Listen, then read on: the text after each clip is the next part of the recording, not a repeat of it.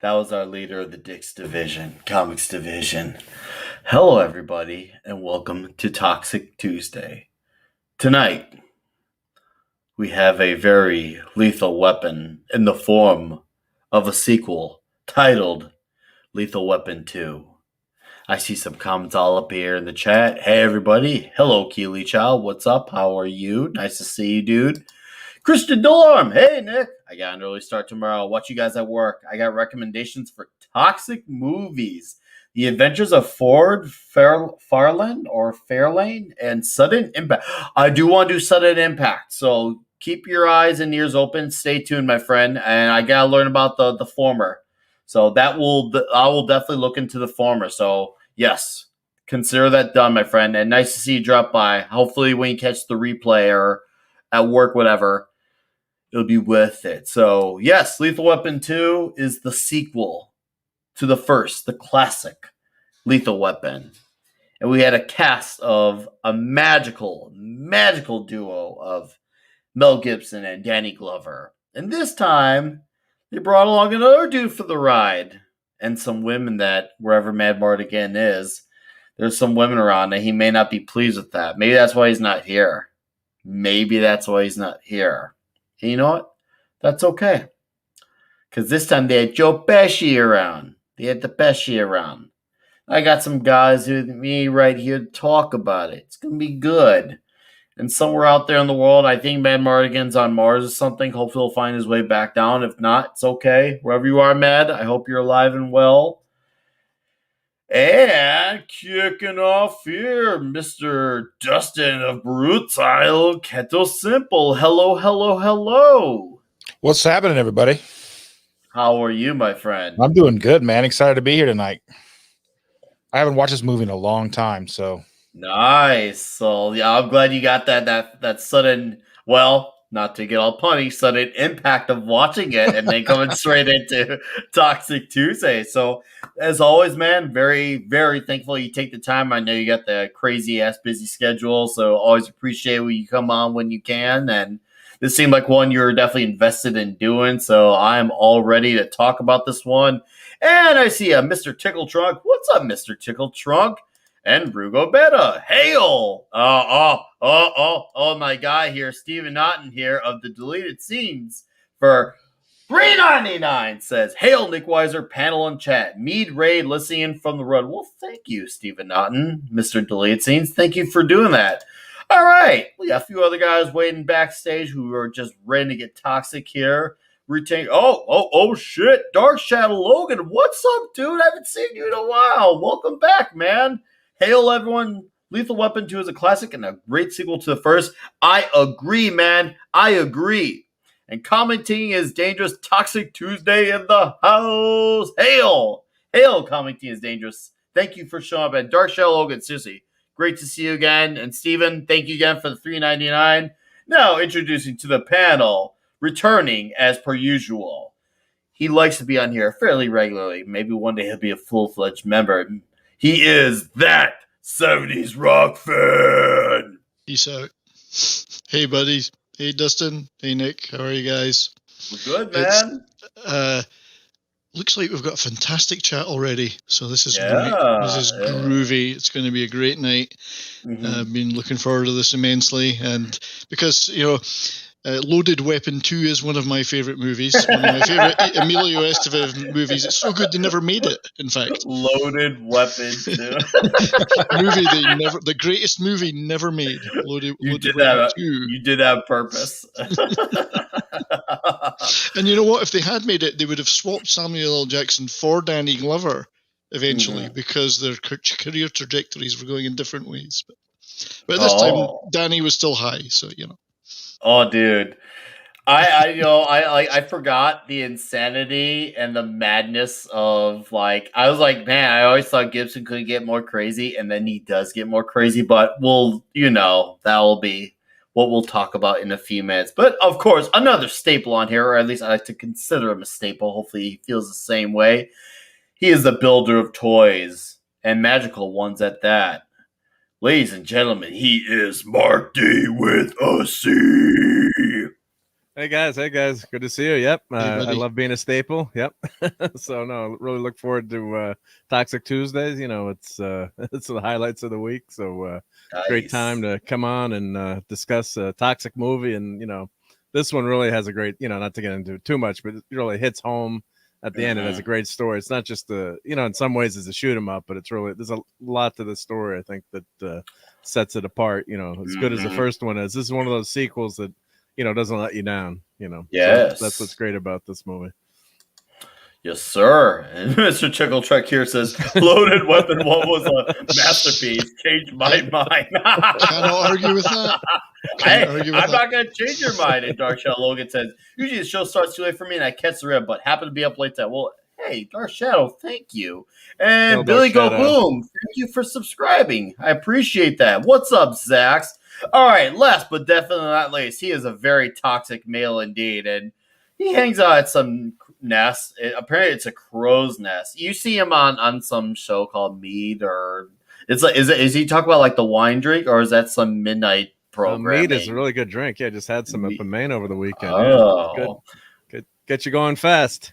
All right, well, hopefully he's gonna get going fast, because, ladies and gentlemen, I present to you Jesse Miller at the Crow's Nest. Hello, how you guys doing this evening? Hey, Jesse. Hey, Jesse. So, what part of this movie do you go to first? Oh, man, we're going to figure that part out. There's a lot of good moments in this movie. There is a lot of them. A lot of people shit on this movie for no good reason. Oh, dude, I agree. And, like, I'm watching that. What's up, Mr. Grant Quirky? And I'm thinking to myself, like, all right, what the fuck are people going on about this movie being a lesser? Because this movie is not just obviously loaded as a shoot 'em up, but it's got substance to back it up too, which, you know, it's not always needed in order to enjoy an action movie, but it definitely helps benefit the story overall in the grand scheme of things. And it laces up some continuity ties from the previous movie. I'm sure we can agree on that. I see Soul Assassin. What's up, Soul Assassin? And yes, County is Dangerous. There you go, my man. Lethal Weapon 2 is one of the greatest sequels of all time. No, I guess it's overshadowed by number 3 being a better as a sequel, and number 1 is so iconic, but it is a good movie by itself. It is. So I guess I'll get things kicking off. So no, I saw this, many moons back, teenager. Obviously, I knew the first movie, so I was excited to see a second movie, and I was watching it then, and I watch it now. And what I see is once again yet another fine action buddy cop comedy at times movie where it's shoot 'em up, it's got added substance, and there's just a lot, and I mean a lot of great moments. You got the chasing mayhem in the beginning. You got Gibson loving to dislocate the hell out of his shoulder.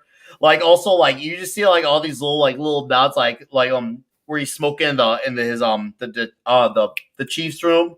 And all of a sudden, there's a sign that says, "Thank you for not smoking," as he's smoking in there. Little things like that. I'm just like, or when Glover, shoots the guy, and he's just like, I'm a diplomat, or I'm immune to diplomat. And he's like, consider revoked. So he adds a little one-liners too. Yeah, it's just this movie from top to bottom, you get all these little funny moments. You got these serious moments. You also have some tragic moments when Gibson finds out what happened, with his wife, and finds out, that whole spiel. And then the girl he gets into all of a sudden, that takes a deep turn. And you're like, fuck. Dude, the shit hits, man.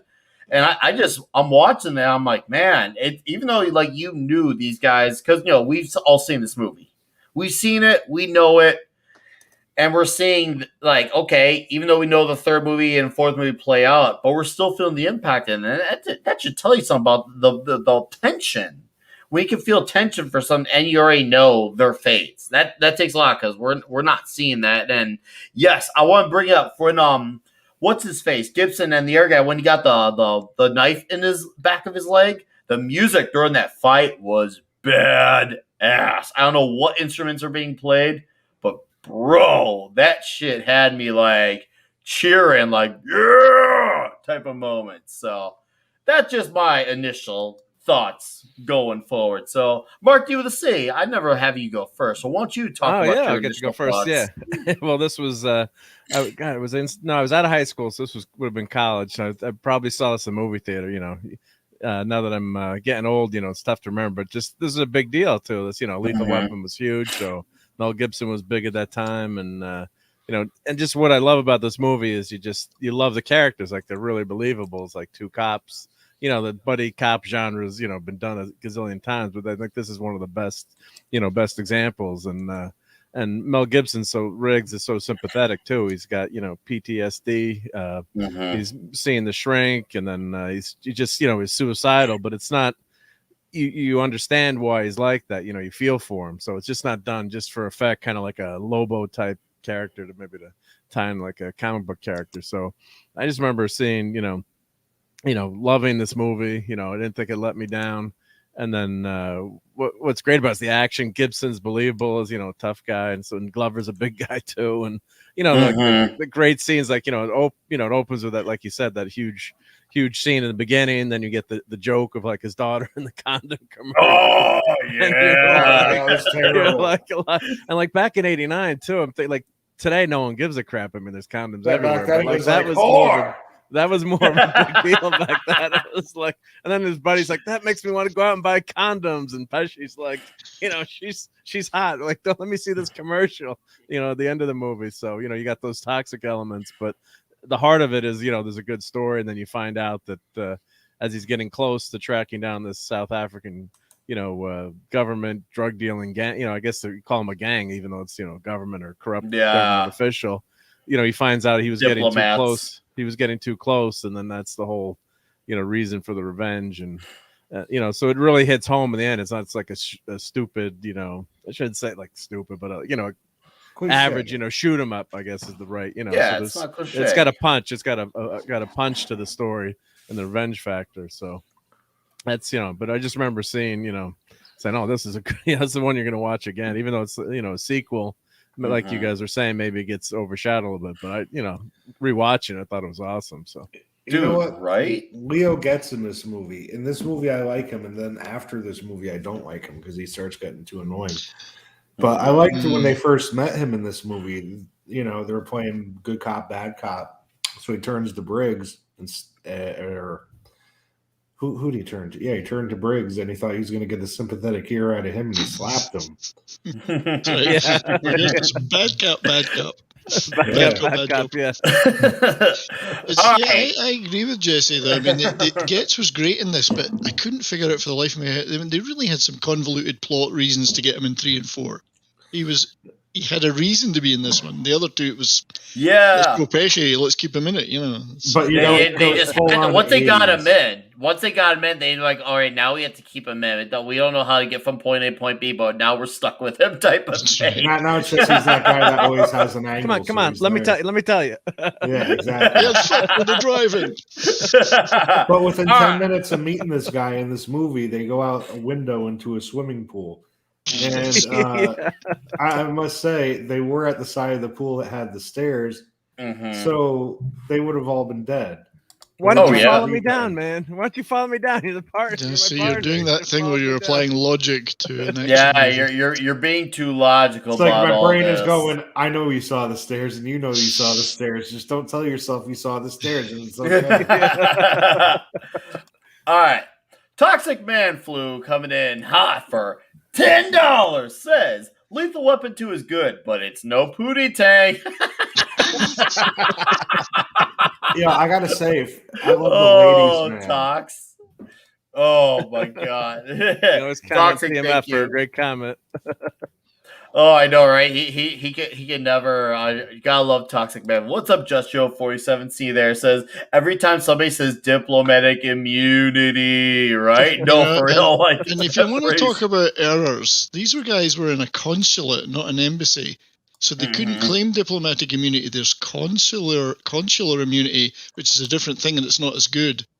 So that's probably why they ended up dead. Of course. On the other hand, we're Americans. Americans. That means we don't know any of that shit. Diplomatic sounds better than consular. Well, All right. Well, since Jesse's all right, child, Jesse, why don't you talk about your Lethal Weapon 2 life experience? The wins, the wheres. Lethal Weapon overall. It's just one of those franchises that was always around. I mean, that's something that I liked watching with my dad because he showed me that one actually. Badass. Yeah, because my dad was all about his favorite type of movies were the worst of the worst spaghetti westerns. Like I remember this one of them. This guy got mad and he bit off his own tongue and he spit it out. But, yeah. Sons of Anarchy too. Then he ran around going, "Where's my hook? Where's my hook?" And everybody's like, and then he shot the cook. Anyway, he thought I should see this movie about the suicidal guy and his normal partner. His normal. Yeah, but seriously, you sit down and you watch a movie like that on TV, and it's just fucking pure gold from beginning to end. Agreed. And I do love that his partner is so damn normal.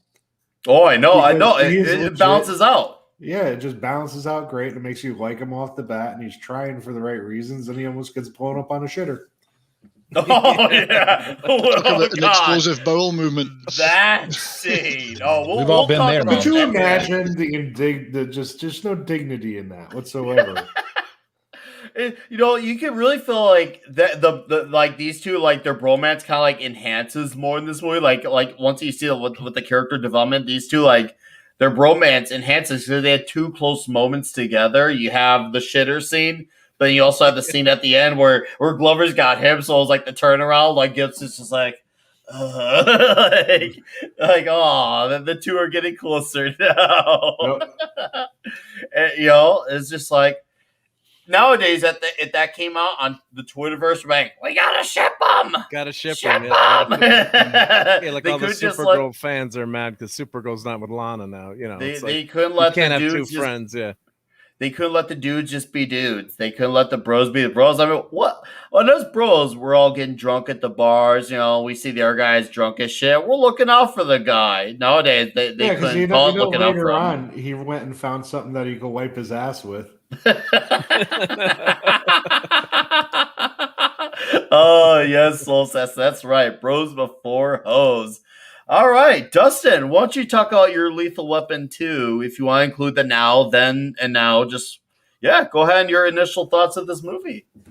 My first like Mr. Tickle Trunk for the win. Sorry, Dustin. Yeah, that was hot. And going out like Elvis, man, on the toilet. I was like the first thing I ever knew about this movie was it was on the trailer of this movie was on a VHS that I watched all the time. Nice. So I just remember like the toilet scene was in the trailer. Joe Pesci being like, "I want to be one of you guys. I want to be with you guys." Just being like that annoying little brother kind of thing, So I don't actually remember watching it for the first time. Oh, unlike most movies, I remember watching most of them, but this one I don't remember watching, so I had to go back and rewatch it tonight. But yeah. Nah, nice, dude. Yeah, like Lethal Weapon. I saw Lethal Weapon 2, 1, 3, 4. 2, 1, 3, 4. Is that you went out of order? You went out slightly. That's why I thought it was such a badass series, because I saw 2 and I liked that. Then I watched 1 and there's that fight scene at the end where they're going fucking bowls out with him and Gary Busey. I'm like, this is some good movies.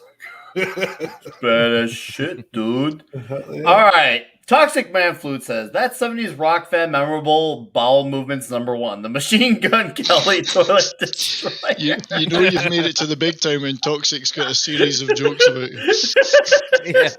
That reminds me of Dumb and Dumber. Oh God, yeah, that was a Machine Gun Kelly. There's no paper in there. Hey, you know what? Just force it out even harder. You might not need any. You guys are so just be glad there's a shower. All right, that's a great segue into that 70s rock fan to talk about Lethal Weapon 2. How do you follow that? I actually didn't see this movie at the cinema at the time because I was working in a strange foreign country where there were no cinemas, and I had to wait about a year to get a VHS copy to see it, which was killing me. But that was the way it was where I was working in that rather dry and dusty foreign country. So you got to see it on that sweet 27-inch TV? I did. It was 27 inch. Come on, that's a bit big. 14-inch probably. Back in the day, 32 was the big boy. Let's ratio it back from that, people. It doesn't get any better. I mean, I couldn't wait to see it, obviously, and it's an interesting discussion about where this sits in the four of them. Like some people say, no, this is not the best, or it's the weakest. Others love it and think it's the best. I actually kind of lean towards it's possibly the best. I mean, it's tough because all four have got their merits, and the first one is outstanding. I love the third one because Randy Russo comes in, and that gives a whole new dynamic. But this one could be seen as being the best one. It's certainly got everything you would want. And, it's got a vast international conspiracy, a bunch of creepy, horrible criminals. It's got explosions. It's got exploding toilets. It's got insane car chases. It's got helicopters blowing the shit out of things. It's got some funny deaths. There's no doubt about it. You nailed it. So really, there's a case to be made that it's actually and it's so funny. I mean, the one-liners are incredible. It's so funny. You could say it's the best. I mean, I'm not going to make other people's minds up for them, but no, it's a strong case for it. I agree. No, the 70s, Eric Clapton and David Sanborn on the music too, right? So and George Harrison.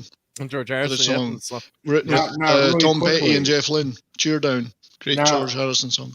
1 through 3 is the trilogy. Then you have Lethal Weapon 4, which is like an additional movie. Is that the proper way of thinking about this franchise thus far? Could be, yeah. And I did see an article when I was looking at researching for today that compared this to actually almost a Bond movie. So it's got an international conspiracy. It's got a shadowy evil organization. It's got a ruthless villain who has a brutalist office with a massive fish tank. Yeah, right. It's got an even more vicious number 2 acting as his enforcer, a disposable love interest, and by God, Patsy Kensit is disposable, and an otherwise solid supporting cast. So you could say it's kind of Bondish. I could see where the argument comes from. No, I could see that 70s. There is definitely a point to be made on that end. I just, once again, I like saying that, you see Gibson's character, he's trying to actually move on, and now you see Glover's family is the family that they're older, the kids are teenagers, and you see the house is still damaged too, left over from the previous movie. So they actually made sure to stick with we gotta make sure we acknowledge that the previous movie happened. And we have, of course, that glorious first we get like a double take. We get the amazing chase scene to kick things off, but we also get the commercial as well. So, and of course we get Mel Gibson getting a bet of getting his arm on a straitjacket. I mean, you want to talk about like the ultimate 1, 2, 3 punch of opening the movie. Boom! It was it's a neat trick because there are people that can do that, of course. So it's kind of neat to put that in there. Yeah. Yeah. You got the Three Stooges. Don't forget. Oh, you do got. Oh yeah. Get the Stooges. Yeah, oh, he loves the Three Stooges. He loves his Three Stooges. But if you look at this lineup here, so this movie came out within great company in 1989. So you obviously had Halloween 5, of course, Batman 89, the first Batman in theaters. Roadhouse. That was a great Toxic Tuesday panel. Hey, License to Kill, man. Yeah, License to Kill. That was a Dalton. Yeah, that was a Dalton one. Ghostbusters 2. Yeah, we made 2 of them, but they were good. Oh, Indiana Jones and the Last Crusade, Back to the Future Part 2. Damn, this is a good ass list. Bloody hell. Right? National Lampoon's Christmas Vacation. I watch that every Mermaid. year. I love Little Mermaid. Dreamtime. Dude, When Harry Met Sally. Oh, The Burbs. Right? Oh, man. Honey, I Shrunk the Kids. Do the right Do the right thing thing if you want to get serious. when Spike Lee was good. Dude, Major League. Oh, I know. Okay, Manhattan, dude. I know that movie's not action, but that might have to be a comedy exception for a Toxic Tuesday because that movie is that Major League is Classic. so good, right? Dude, Bill and Ted's Ted. Like look at this. Say look at anything. the competition. That's a great one, yeah. The Abyss. Another man, great I one. love that movie. Look Little at this Monsters. Little competition. Monsters. Field of Dreams. Wow, 89 Field of that was a good Dreams. year for movies.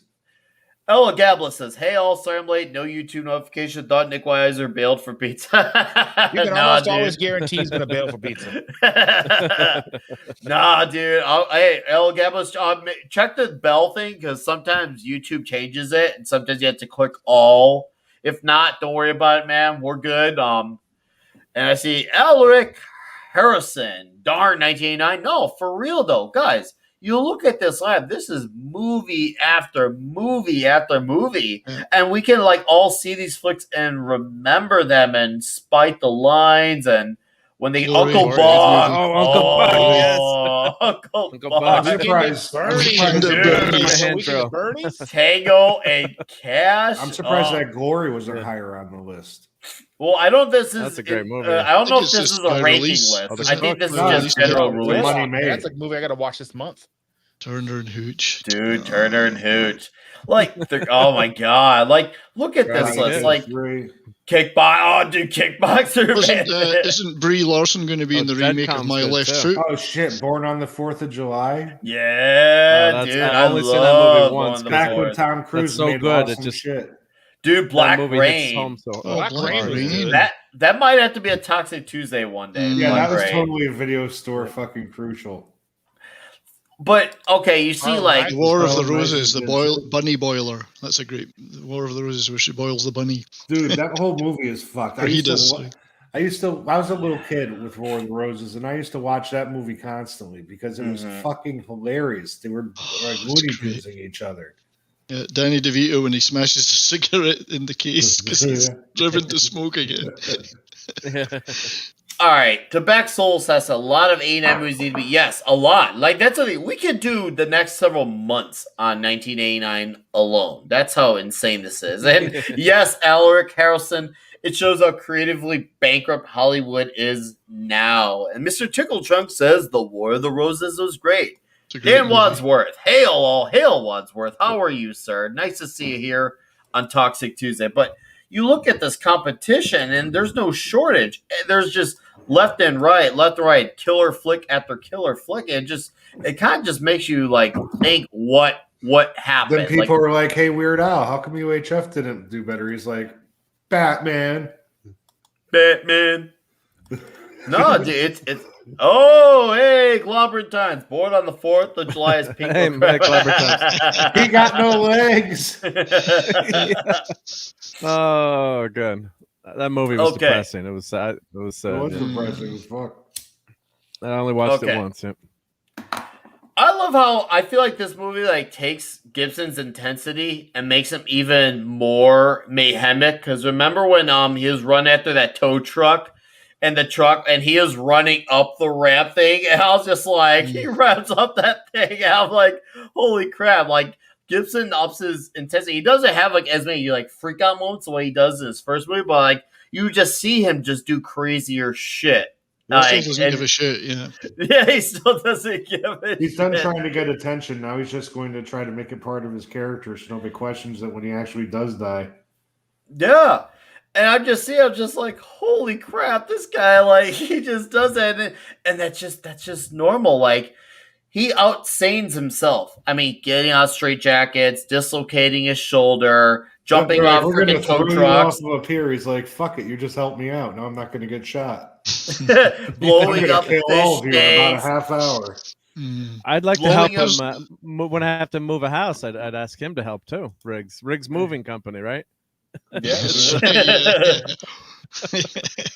the twist, the revenge twist in it, I didn't see that coming. Where the villain number 2 reveals what happened to Riggs's wife. So that was a completely out of left field. And he and doesn't you don't see that gives coming. him something to rage about, I mean, it just like all the blows he's had, and it's like, oh my god. But there was it makes it foreshadowing personal. though. Like when they met him for the first time, he's like, "Oh, you're Riggs." Kind of Oh, foreshadowed it, yeah, you're right. And I didn't pick up on that at all.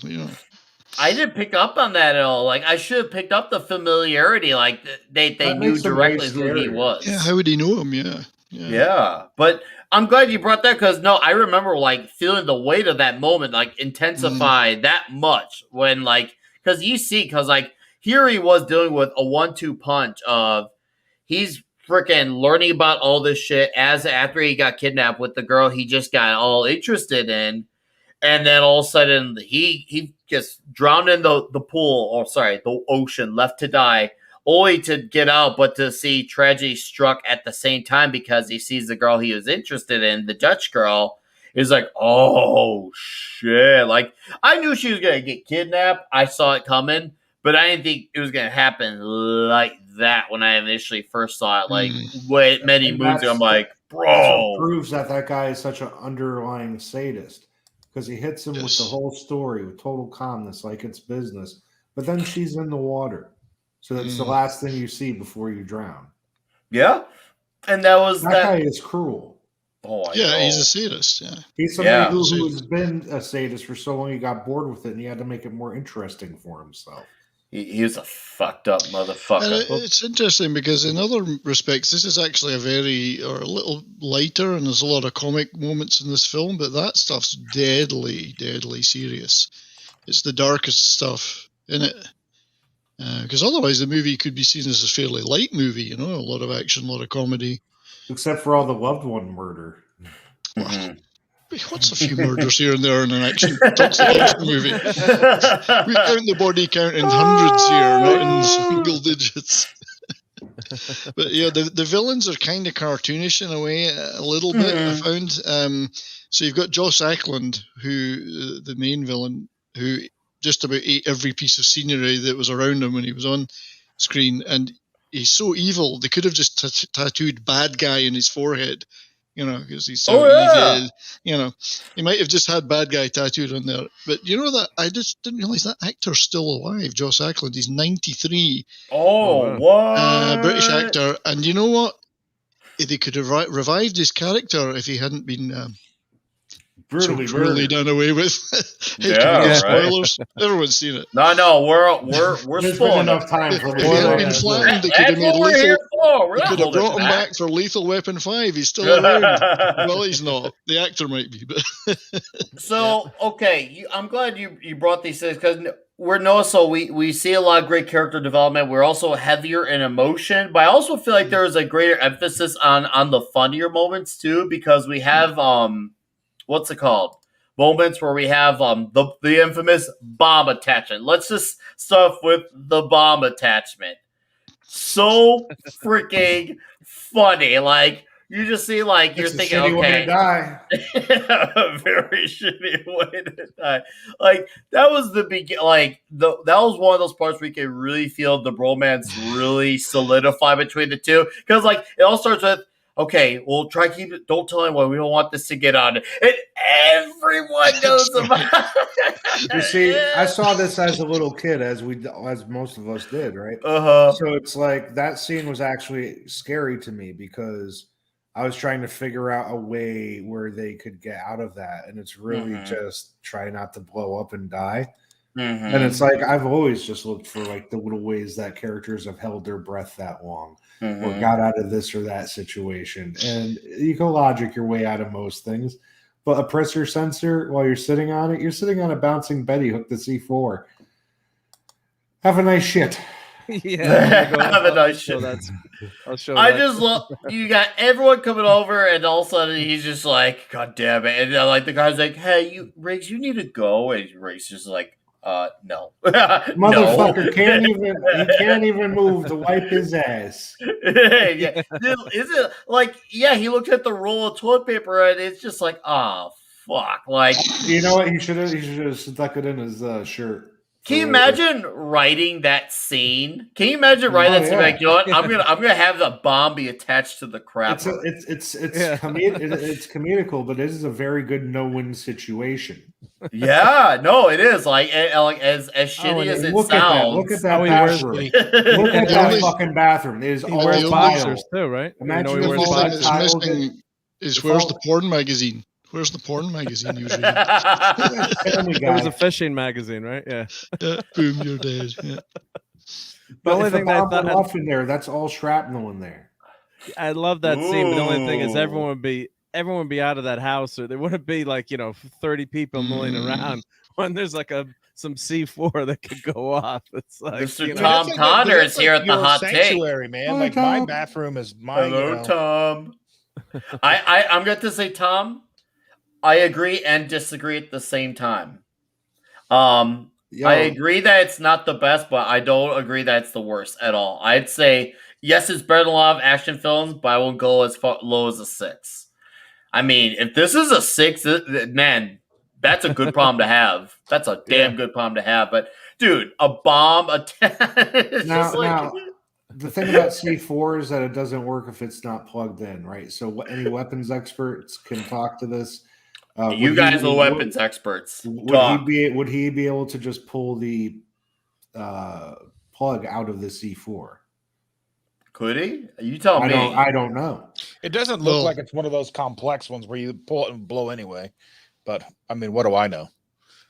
Well, the thing is, if you're Murtaugh and you're sitting there on the crapper and that's under there, are you going to take that chance? No, but I mean, the bomb. Not when you're sitting on 4 cream cheese bars full of C4. Like a golf ball of C4 is enough to ditch that house real quick. I'm gonna die if that goes off, that fire truck outside is going to get flipped over. It's going to be funny. Yeah. I'm going to die on a toilet, aren't I? So what you're saying is they wouldn't have lived in the bathtub. I wouldn't know. Well, the bathtub, when Jack Parsons blew himself up, he was making mercury fulminate in his basement, right? And he dropped a coffee can full of this shit. Now, this is very, very volatile impact explosive. Mm-hmm. So he knew he fucked up the second it fell out of his hand. And he jumped into a porcelain bathtub. And all they found of him was a bit of his head, a bit of his shoulder, then down, and then his legs were gone. And he had like half of one arm on the side he did have. So that's how far he made it in. Oh, Nick, could you go back? Are you able to go back to the picture just for the 2 girls? I just want you to say, look at that 80s hair. Look at that. Look at the tennis sweater. The tennis sweater jauntily tied around your neck on this emergency scene with C4 live. That was ridiculous. It's like, just a live bomb here. Everyone, the firefighter around. Let's all come into the house. Come on. That firefighter right there should be like, ladies, can you get the fuck out of here, please? And Joe Pesci's a witness they're protecting, and there he is in the bathroom with them. What the hell are you doing here? Live bomb, yeah. So I would. Wait, go back to that scene again. All that right, motherfucking cop in the far back, he's interviewing 2 people. Now we got random paramedic. Have you heard about a bomb in this building? Yeah. Toxic Man flew. Saw the bomb. Toxic Man. Go ahead. They have lots of ideas. Oh, look at his eyes there. Look, he looks cockeyed there. Yeah, you know that Mel was drinking 5 beers a day before breakfast at this time. So I admire his dedication to his craft. He's really doing well there. Yeah, I'm going to try to pick up a trick like that and hope she feels bad. All right. Toxic says that's a double flush, low flow toilet. Nick Weiser, no way you can disarm that while someone is on it. All right. You don't have to disarm the toilet, just the bomb. Oh, look at his face. Thumbs up. Do you think that this scene inspired the Central Park water jug scene in Die Hard 3? Ooh. Oh, that's a good, interesting point. Yeah, that's something to entertain. Similar conundrum, yeah. Solution. That's still a hard equation. I still can't figure out what the number of jugs was that they needed. Yeah, I've watched that movie 100 times and still can't figure out what they're talking about. It's a real math equation, but the real answer is run like fuck. That's right, yeah. And then we got to ship our characters together, right? Because they're holding hands, today. That's what they'd say, Ship it. Oh, yeah. What's up, rough girl? Hey, rough girl. Romance. Oh, Danny Glover at his lowest point. Oh, I know. I mean, literally and figuratively. Like this is why they let him kill a predator. They need to make up for like, all right, we're sorry to let you get caught on the pooper. We're gonna now look at his face. Like, yes, I get to kill a predator now. I get to kill a predator now. Okay, I'll get up now. How much you want to bet when Danny Glover got there? He was like, you know who should play this other guy? Gary Busey. And that station wagon's another star of the movie. Oh, it is. Yeah. Well, that features in that features later on when they're talking about the Dean Norris, the cop that he plays, and he's talking to the police chief, and they're making a bet about it. And he says, "No, he's in the station wagon. No, the bet's off." You notice that toilet couldn't even dent the hood on the Griswold wagon. Oh, there's a toilet right there. It's not full of matter of splatter, exhumed style. So that's good to see. No, that's gonna fall down in randomness and later. That would have been funny. In a million pieces, right? Yeah, it just kind of. Why would you prefer there just left one fucking long turd hanging out over the hood? Mr. Hanky. You'd be like, damn, he's eating his fiber. That's one big piece. God damn it! All right, I didn't order this pizza. Another great. Where Glover walks to his office or his desk. Sorry, his desk. I'm screwing up my words here. And he has the condom tree. The condom tree is so fucking funny because it all starts with, I'm gonna see my baby girl on TV. See, because that was at a time where it was like the goal was to be on TV, so it was like a big deal. And like all of a sudden, like the boyfriend's there too, and the whole scenery set up for it to be this big moment. They got the boyfriend there. He's like introduced himself, and you can tell he's just like, oh, like I don't care. You're just some guy who's here. Like I'm here to just watch a commercial, see my daughter, and all of a sudden like everything just kind of gets awkward really quick. It's just like, oh, and like everyone out. Oh God! You want to talk about? You have to admire Gibson and Glover. It must be hard to really look like you're taking this seriously sometimes when you're filming it, but they do. They look surprised. They look horrified. It's great acting because half the time they're probably acting to, not green screens, but whatever, They really do look like they were shitting themselves in that car. Things are happening. Did they like each other when filming these movies? Were they friends? I don't know. It's incredibly something to entertain. Yeah. The acting's great. Often action movies, it's not Oscar-worthy acting, but that's brilliant acting what they do here. Because I bring that up because I like the TV show, the Lethal Weapon TV show. I love that, yeah. Mm-hmm. And until they got the one guy, I can't think of his name. He has a name I can never remember. Shane, until they basically killed off the Riggs character because he and Damon Wayans didn't get along. Yeah, and that show, I second that. Yeah, that show is fantastic. So if you're a Lethal Weapon fan, definitely watch that show. I mean, until Riggs is off the show, but even after that, it was semi decent. But yeah, I didn't watch anything after that because I was just like, well, that's just shitty. I don't want to watch Lethal Weapon without Riggs. Stop changing. That's why that was my concern of watching something. It says like, why would I do that? Because like these two are so good as their characters. Like it's just like, why would I do that to myself? I felt like, I mean, you could say it's a preconceived notion, but I just kind of like, why would I do that to myself? Like this isn't Gibson Glover. Trying to watch The Crow, Stairway to Heaven, or that Mortal Kombat show that used to be on TV back in the way back. Yes. But I say give it a chance. I had this feeling, and then the actors win you over. I mean, they expand on like the characters and because a movie you can only do so much, and as these movies are fantastic, but the TV show, especially when they're Riggs and Murtaugh together, is just freaking. Their chemistry was really fantastic on screen. Awesome, yeah, and they hated each other's guts. Guy's name. Hold on one second. It was Shane something, or I can't remember now. But he was good as Riggs. He was great. Yeah, and you got the girl. The shrink was the girl from what's the Car series? They've made 20 of them so far. Yeah, right. What movie I'm thinking of? Clayne. His name was Clayne Crawford. Clayne Crawford. Okay. All right, that Soul Assassin here says that hair is fantastic. Yes, right. And then El Gallows, there was a Lethal Weapon TV show, stupid graduate school. And then Dark Shadow Logan's got a good comment here. Says Mel and Danny got along. They did a reunion interview with Donner a few years back, discussing how they loved working on those movies together and discussed doing one more. I will. Maybe we'll say that for the end. First saw Lethal Weapon 2 my freshman year of high school. My dad took me with a few times he went to a movie with me. Dude, that's such a dad thing to do. I love it. I love that shit. Good memories, deleted scenes. Good memories. Yes, that's what's up.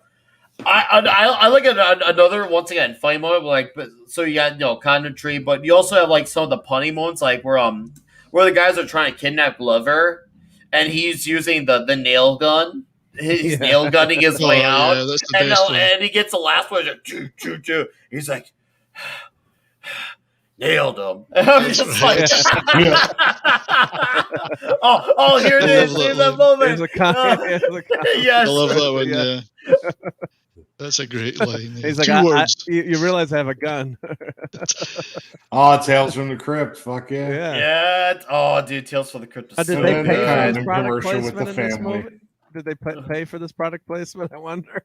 Oh, how you have to pay for product placement? Yeah, it's right. 27-inch television, right there.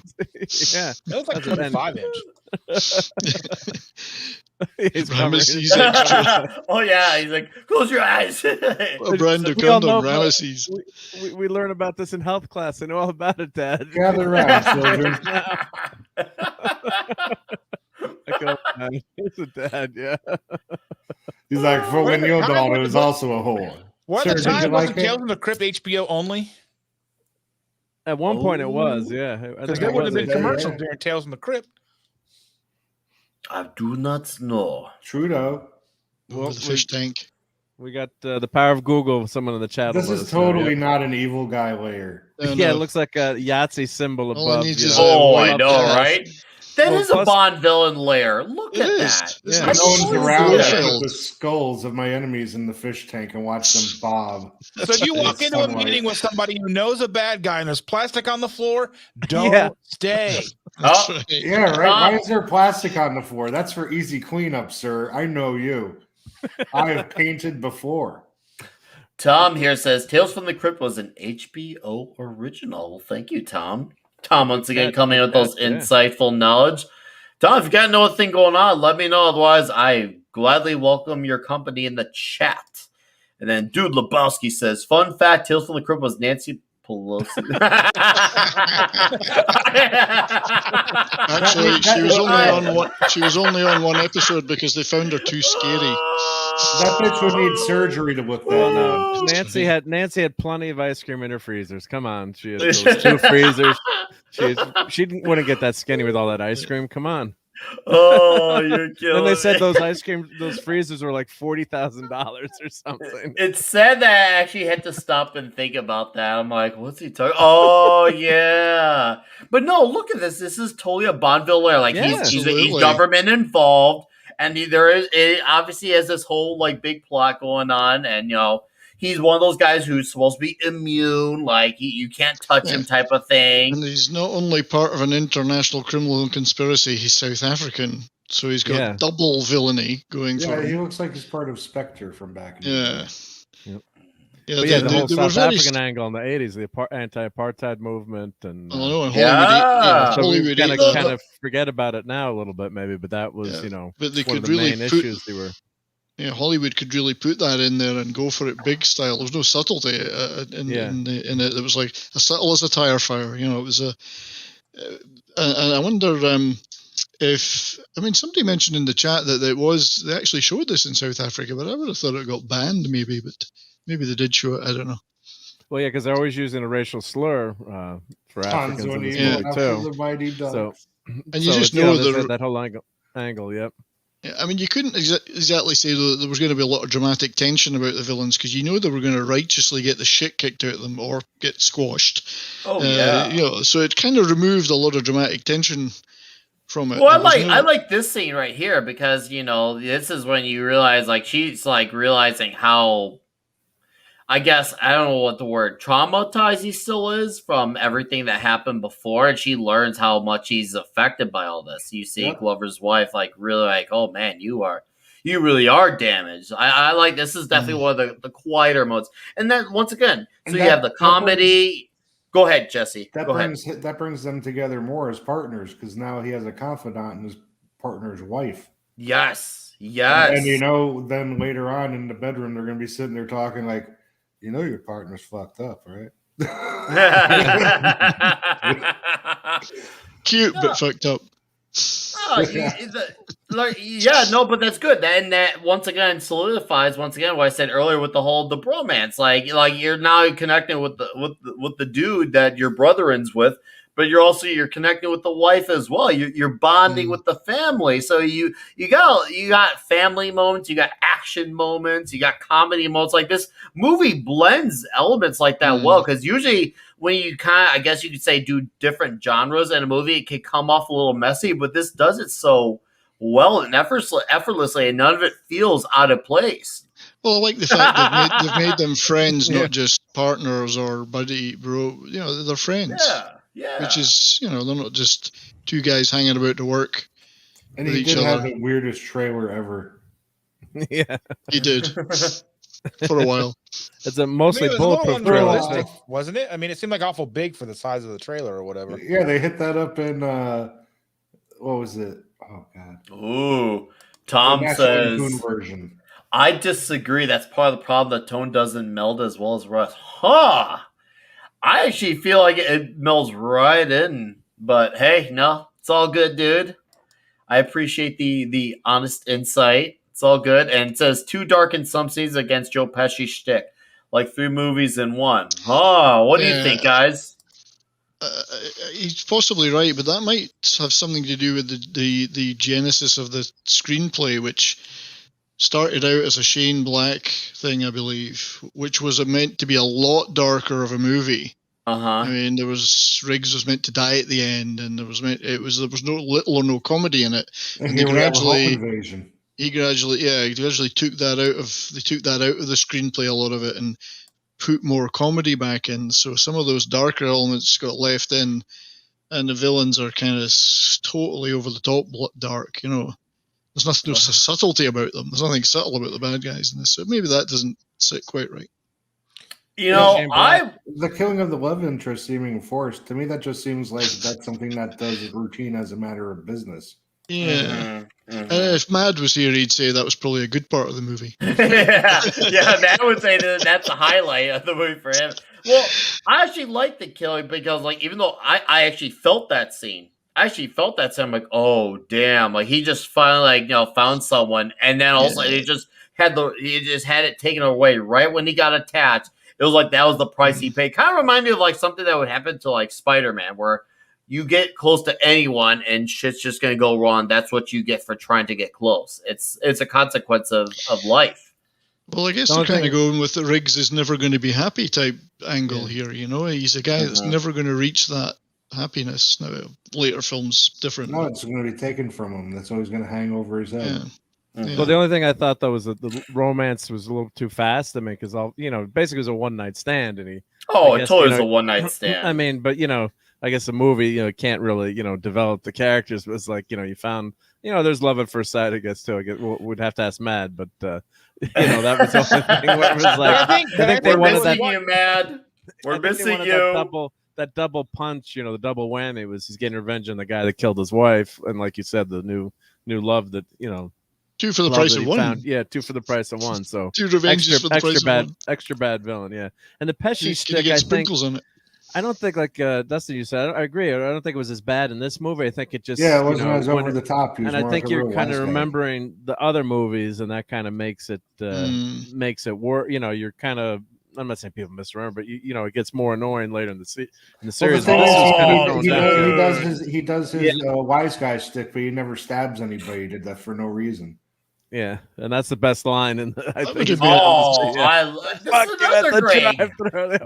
imagine if Leo got pissed. I love this scene at the subways, like because they drive. You're fucking crazy.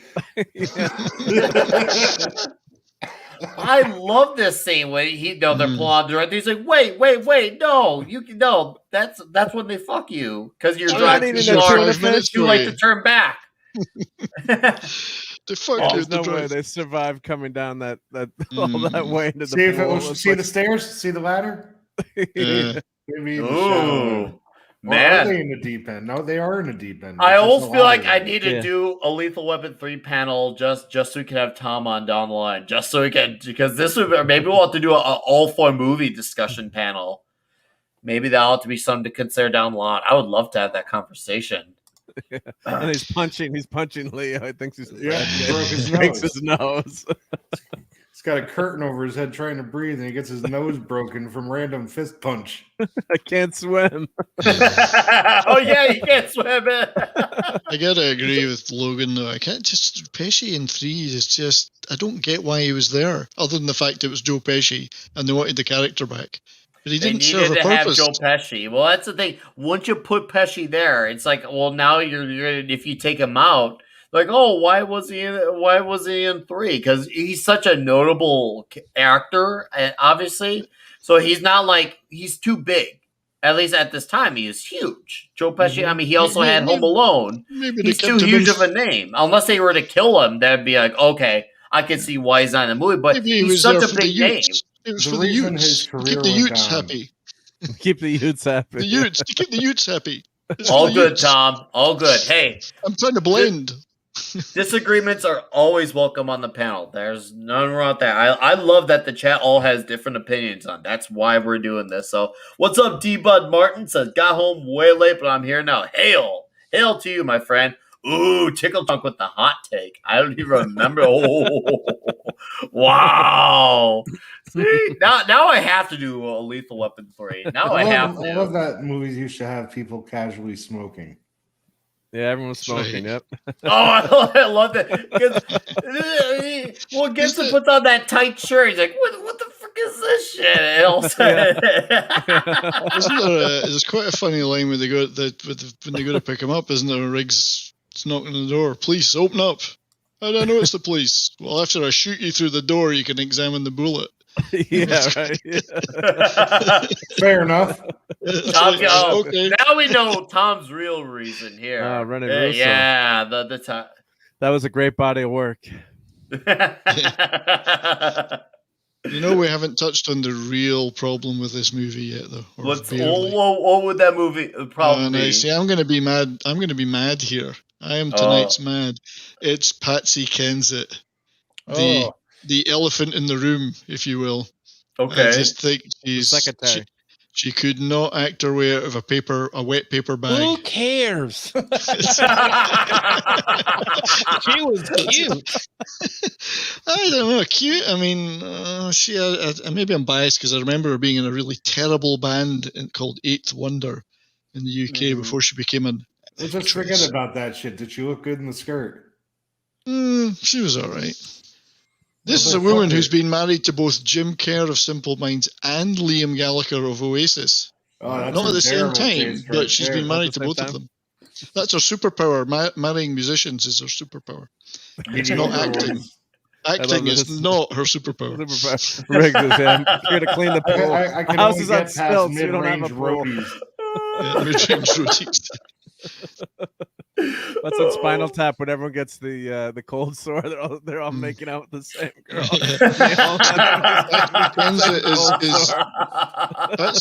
Kensit is the equivalent to acting that Mad is to feminism. I mean, it's just,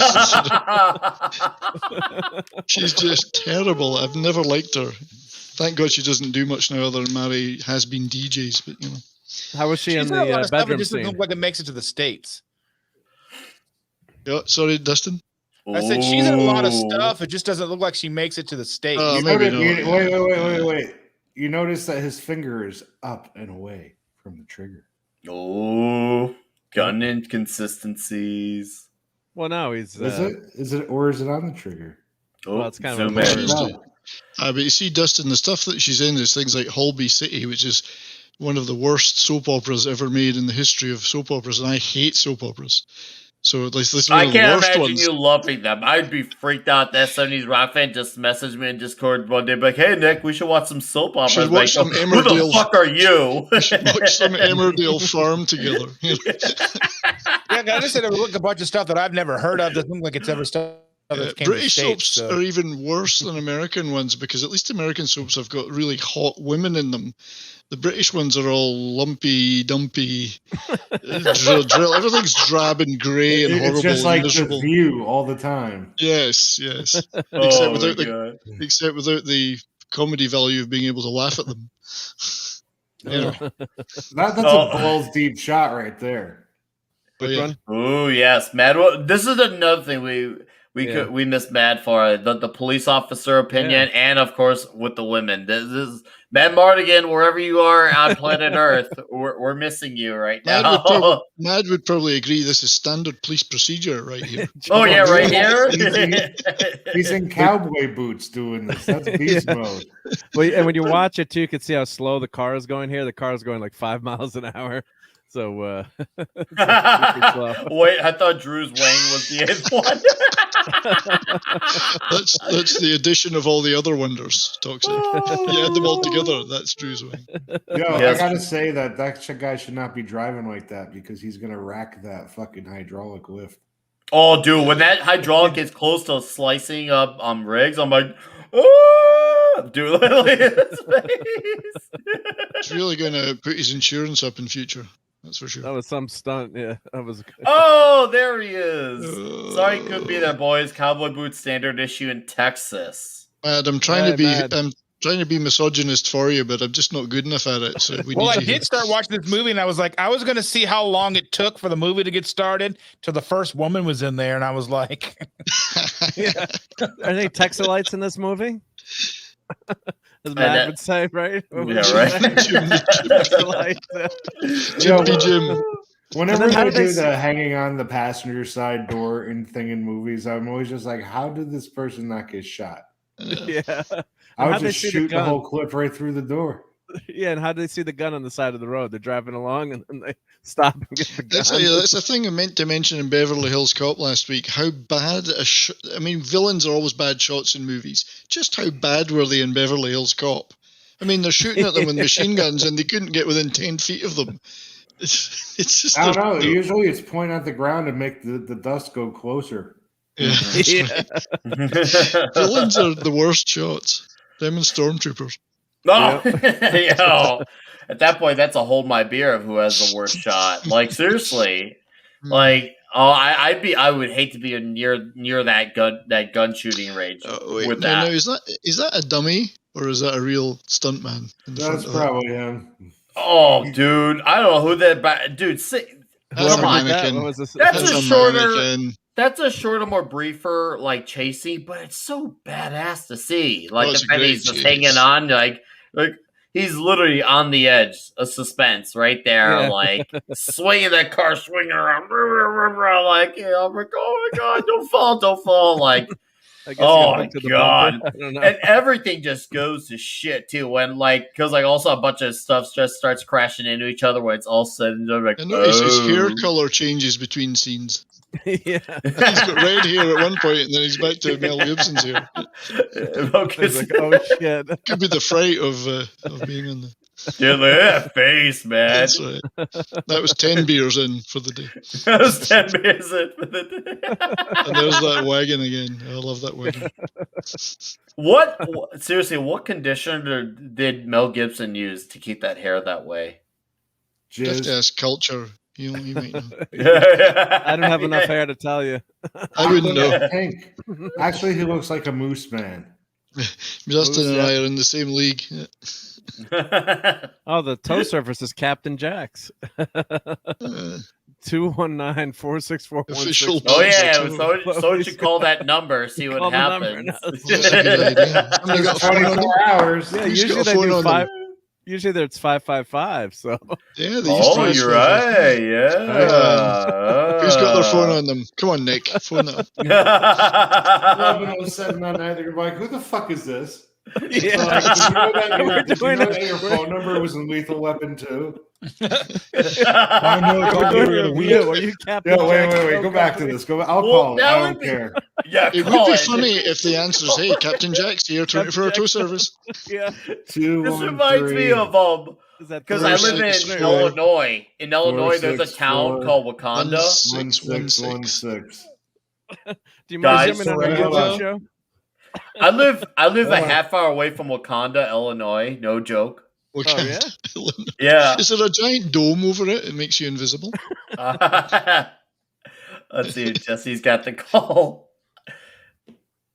It's not This is doing anything. exciting entertainment here. Hold on, let me try again with the 1 in front of it. Yeah, do the 1, 2, 1, 2, 3. Yeah, we 4, 6, 4. Surf's up, ass. Oh yeah, right now that was great. Yeah. Great one-liners. Yeah. All right. No, there's so many good ones. Like, once again, for me, I was a fan of the blend of what they did. I loved it.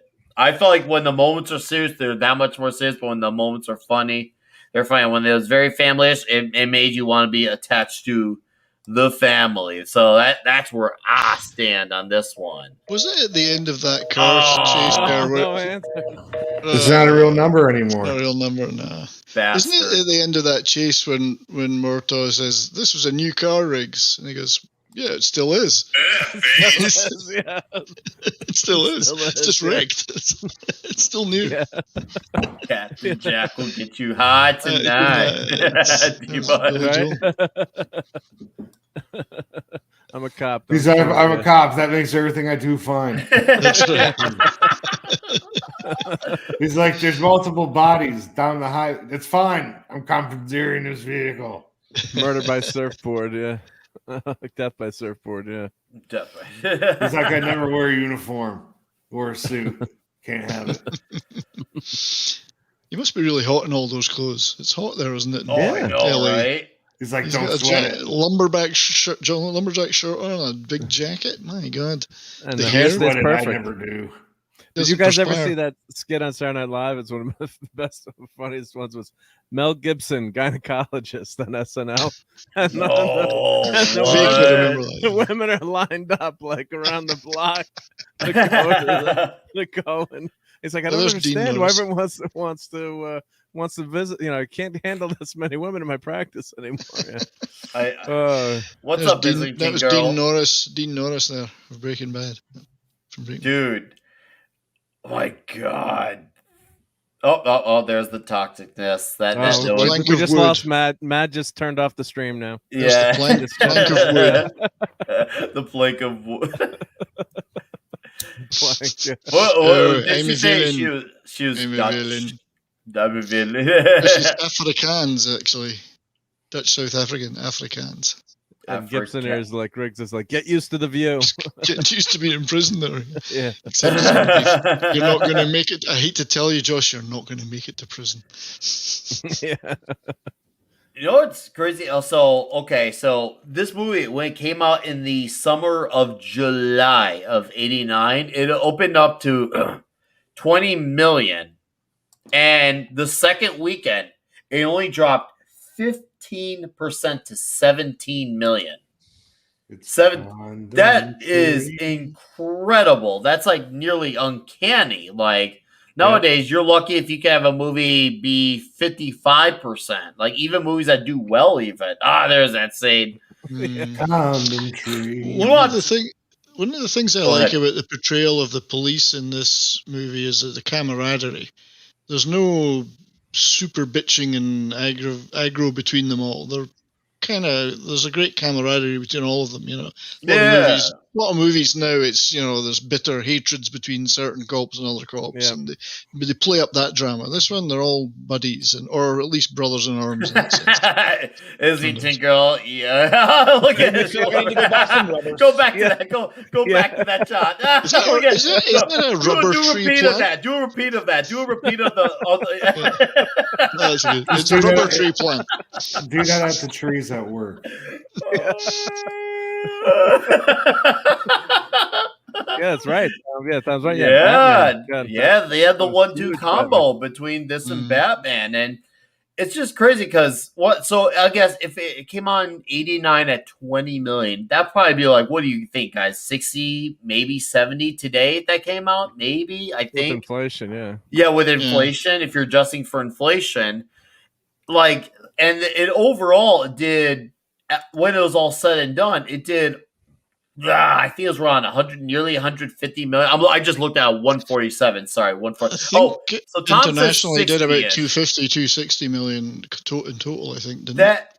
Oh yeah, and I'm glad Tom brought this up. Thank you, Tom. A lot of competition. Sorry. So it only dropped 15% its second weekend with all that competition. When we were looking at that whole scroll earlier on in the panel about all the badass movies that came out, all that competition and Lethal Weapon 2, and it still kicked that much ass. That should tell you everything. And it's a sequel. This is at a time where not as many sequels were as prominent, or I guess you could say there was as many as good. Like you, every now and then you have your Aliens or T2s, but this was at a time where sequels usually bombed a bit more. It wasn't like as their sequels were always doing great like the way they are now. And I did that. Thank you guys. Appreciate them numbers of the inflation. I need my mathematics all up in here, so I appreciate that. And Tom says it was, I believe, the first R-rated sell-through VHS as well. Wow. Man, Tom, you with the insights. Love you, man. Absolutely awesome. I think there's a website, Box Office Mojo. I think sometimes they might have a page too, like adjusted for inflation. So like if you look at it like Snow White or like Gone with the Wind is like, the biggest, grossing movie of all time. Part of it's because it's multi-releases, but like, back in the the 30s when it came out, then like everyone saw it 5 times kind of thing. Well, you also have to factor in the fact that when that came out too, they didn't have something like VHS as well or beta. It was just like, well, you either see this movie then or else you'll probably never see it ever. So obviously you got multiple releases plus that as well. So you factor in the variables, and no wonder it made so much money, because I remember at the time like thinking, how did this movie make this much money? But then I looked at, they probably didn't have VHS at the time. Oh man, look at that's what he's looking at the camera. This is during that. But you're black. Real shitty This is another great line. Thank you, Tickles. Right? This is what I mean. How are you going to deny the comedy in this movie? It's so good. Obviously, I had good word of mouth too, because that's when movies drop off. But everyone saw it and said, "Man, this is awesome. Go see it." So that's what a movie needs and wants. So today you get these huge blockbusters. Everyone goes. The first weekend opening night, but if it stinks, you say, don't go bother to seeing it. Like, my buddy that was walking out of Highlander 2 at the 7 o'clock show, and I was walking in, he said, don't go in, don't see it. I'm like, but we bought our tickets. We're on our way to the I wish you'd been there when I went there. Whatever you do, don't go into the movie theater. From another planet, just run away. This movie obviously has the opposite word of mouth. Like, I remember go see it. It's awesome. Walking out that going, what the fuck did I just watch? What the fuck was that? And plus, no cell phones too helps a lot of these old movies too, because like like they're out of contact for a while. People. You can't warn people, so there's a lot more tension. It's like, where's Riggs? They and everything's so instant. Yeah, they're just like, boom. Whoa, I've got him on my Life 360 or my Google Maps or whatever. Let me see where he is right now. So it's that's a great comment by Dark Shadow. Yeah, this is a great comment because he's right. It's not you deal without being preachy, but you also have that moment where that scene where Danny Glover's like, but you're black, like that scene. That scene was like, oh man, this scene's hilarious. You don't want to go to South Africa right now. Great. You're sure? You wouldn't like it. Why? Yeah, so that was a great way to do it. Dark Shadow is a great comment to kind of, it's preachy, but it's not preachy. It's just part of the story. It was a legitimate target. Well, it was part of the story. They're trying to nail an element of a period piece of that time, because obviously they were having at that time was considered present day. So obviously they're nailing for that, and it made sense. It felt seamless in the movie too. It didn't feel like it was trying to be upfront and center in our face too. It's not like there's any gray areas. That was definitely black and white. That was definitely black and white. So it's it's something like these guys are SOBs and they're and Danny Glover, and that's part of it too. They call they use a slur to refer to Riggs as a blank lover, basically.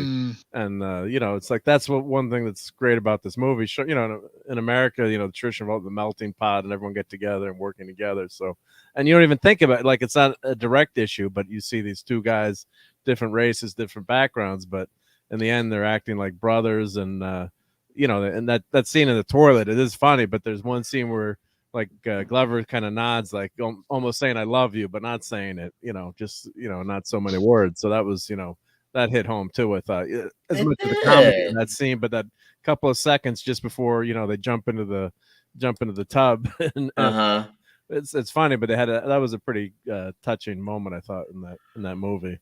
Okay, I did not know this was the movie that did that for Pesci. Okay, that explains everything now. I did not know that. See, I just saw these movies, but I did not know the history of Pesci. So that is awesome. Like, I've watched these movies, obviously, but damn. So this is the one that put him on the map. And I wonder if he did My Cousin Vinny after this then. I thought Home Alone was 89. I thought Home Alone was 89. I guess I was wrong. I know Goodfellas was 90. Goodfellas was 90. Earlier, but yeah. Goodfellas was definitely 1990. What's up, Jesse? When he is on the toilet, the bomb has to have a battery on it, right? Well, it's got to have some kind of electrical way to ignite the C4. So how couldn't he just, fallen asleep on yon toilet and woke up in a few hours and the battery was dead? Well, you're asking a way too logical question. Otherwise, you want to go landing on the front hood. Yep. Yeah, this is before Home Alone and My Cousin Vinny. Not much before them, but it's before them. Mm-hmm. Well, do you guys remember the Super? I know I watched it, but I don't really remember. No, I don't. It's just what that sounds like. I love this. He was a super. Oh yeah, I've seen that. This is a great moment right here. He's getting all their attention. Like, hey, I'm in control of this shit here, motherfuckers. I'm the crazy one. Yeah, I'm the crazy one. You guys are just gonna stand by here, and you think he's gonna go for one of the guys, and then he goes for the tank. I laughed so hard. That's a classic moment. You just know that's going to happen, though. You just know that's going to happen. Oh, so good. I hope you look at those eyes. Look at the eyes. The eyes are just like, oh man. Yo, I'm glad 70s. You once again, this brings you back to earlier. Off the trigger. Well, that's how the set stayed safe, right? Unfortunately, we don't want to talk about what happened, over the week, last week. But, it was really sad. But that's probably some of the actors skip too. All safety procedures. Indeed. God, what a half these guns are probably rubber. Oh, probably. I'd bet on that. Hold on. What? Oh. Dude, what? Scully's brother? Is it the Hitler guy? Or is it the guy to the left? Same hair. It's got to be this guy because it seems like a Scully type set of hair. I would think the guy on the right behind him. Well, it's got to be one of the two of them. It's definitely not. It's definitely not the Hitler-looking guy. Can't be that guy. It's got to be one of the two. The Hitler-looking guy looks like somebody shaved the chimp. It's the weirdest. I mean, could I make myself look even worse than possible?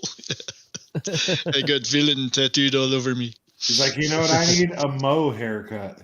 A Mo haircut. He looks like a kind of deformed Charles. Oh, look at that smile!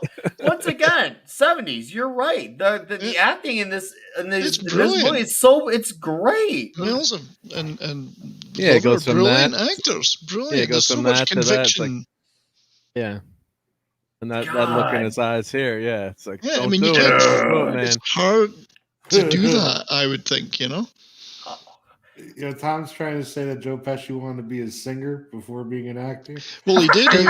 Isn't he one of the? He was friends with He was friends. He grew up with the Four Seasons, and he's as a character actually in Jersey Boys. Joe Pesci, a real character. Can he sing? Oh, I don't know. I've never heard him sing, but probably. I need to hear Joe Pesci sing now. No. Fuck you. That's what he said. I've not lived until I make this happen. Fuck you. Fuck you. Do you think I'm funny? Do you think I'm funny? and there's your plank of wood. Yeah. I'm sorry. Patsy, I think if she's you're probably watching, pretty good at doing planks. I just don't know. I never warmed to her as an actress. Sorry. Well, she didn't have much of a career, did she? After this, just television, television, and marrying has-been rock stars. She probably got. I love the car. The car is just. Oh, that is the part of the car still gets new, leveled the shit out of. It's still yeah, yeah, right here. This shit gets leveled like a circle. Yeah, and he hands him back the handle. Yeah. And then you have the moment of toxicity. Oh, this is a very toxic moment. I was thinking about it as I was watching it tonight. I was thinking about like, if you're watching it through today's eyes, the fact that he didn't let her say no. Yes. Oh, yeah. He didn't take no for an answer. That's a very toxic trait these days. Yep. Very. How does someone say no to Mel Gibson? She looks like a hamster there. That's I'm sorry, not Patsy, a fan. Really. She's probably watching this getting really upset. Yeah. Is that your phone ringing? Is that her calling you? No. Yeah, none of the scene, like even if she somehow did say yes, the fact that he was hitting on her the way he was, like making the scene at the store and all that, none of this whole scene would have been like, cut, get rid of this.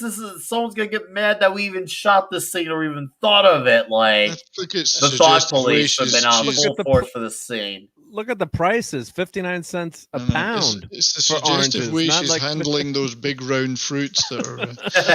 Well, she's looking at Mel's packet.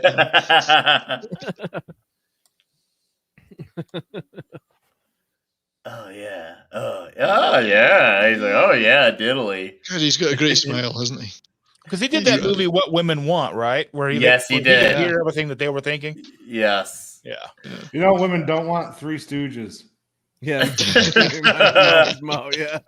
If only Mad Martigan was the star of What Women Want. Mad can't even see the title of that movie. He's blind to it. It's like the androids in Westworld. They can't see it. I see nothing. Like, oh god. He does have a great view. She was squeezing the tangerines. That's what she was doing. It's the size of a tangerine. You know what? The dog in this movie is this dog was a pro dog in this movie, man. He knew to do everything. Like I was just like, this dog knows where the little hideout is. He knew everywhere to go, how to stay safe. So he must be used to Riggs having crazy shit on his life. He's like, oh, this is the next shooting. Oh, this is the next girl. Yeah, like the dog just knows where to go every time shit happens. In the beginning, I thought this was Glover at the top when they started the scene. I wasn't sure if it would be Danny Glover that they were killing there. And then you realize that they're taking all the cops out. Yeah. Didn't she? So the girl that they just killed there, she was the stepmom in T2, wasn't she? She was. I think. Yes, that's right. Yeah, Jeanette Goldstein. I think. Wilson's fine, honey. Terminator 2. Yeah, Janelle. Jeez, Janelle, shut up. That stunt person got paid a lot for that one, I hope. No, it's a dummy. But dude. I remember I'm like, bro. I mean, the action and stunts are just incredible in this movie. It is top quality. Yeah, no, when you look at it, all practical. It looks great. I mean, hell, they've even got the mini version of the helicopter attack in Apocalypse Now. I mean, it's as good as that. It's just there's some incredibly good action. Toxicity. Make sure you. I pulled those out, Nick. I didn't clip those. Okay. Yeah. Well, I did. Maybe I clipped a few, but they're not on this folder. You should skip a few. Look at the dog. Look at the dog. Look at the dog. Like you said, the dog just knows what to do, man.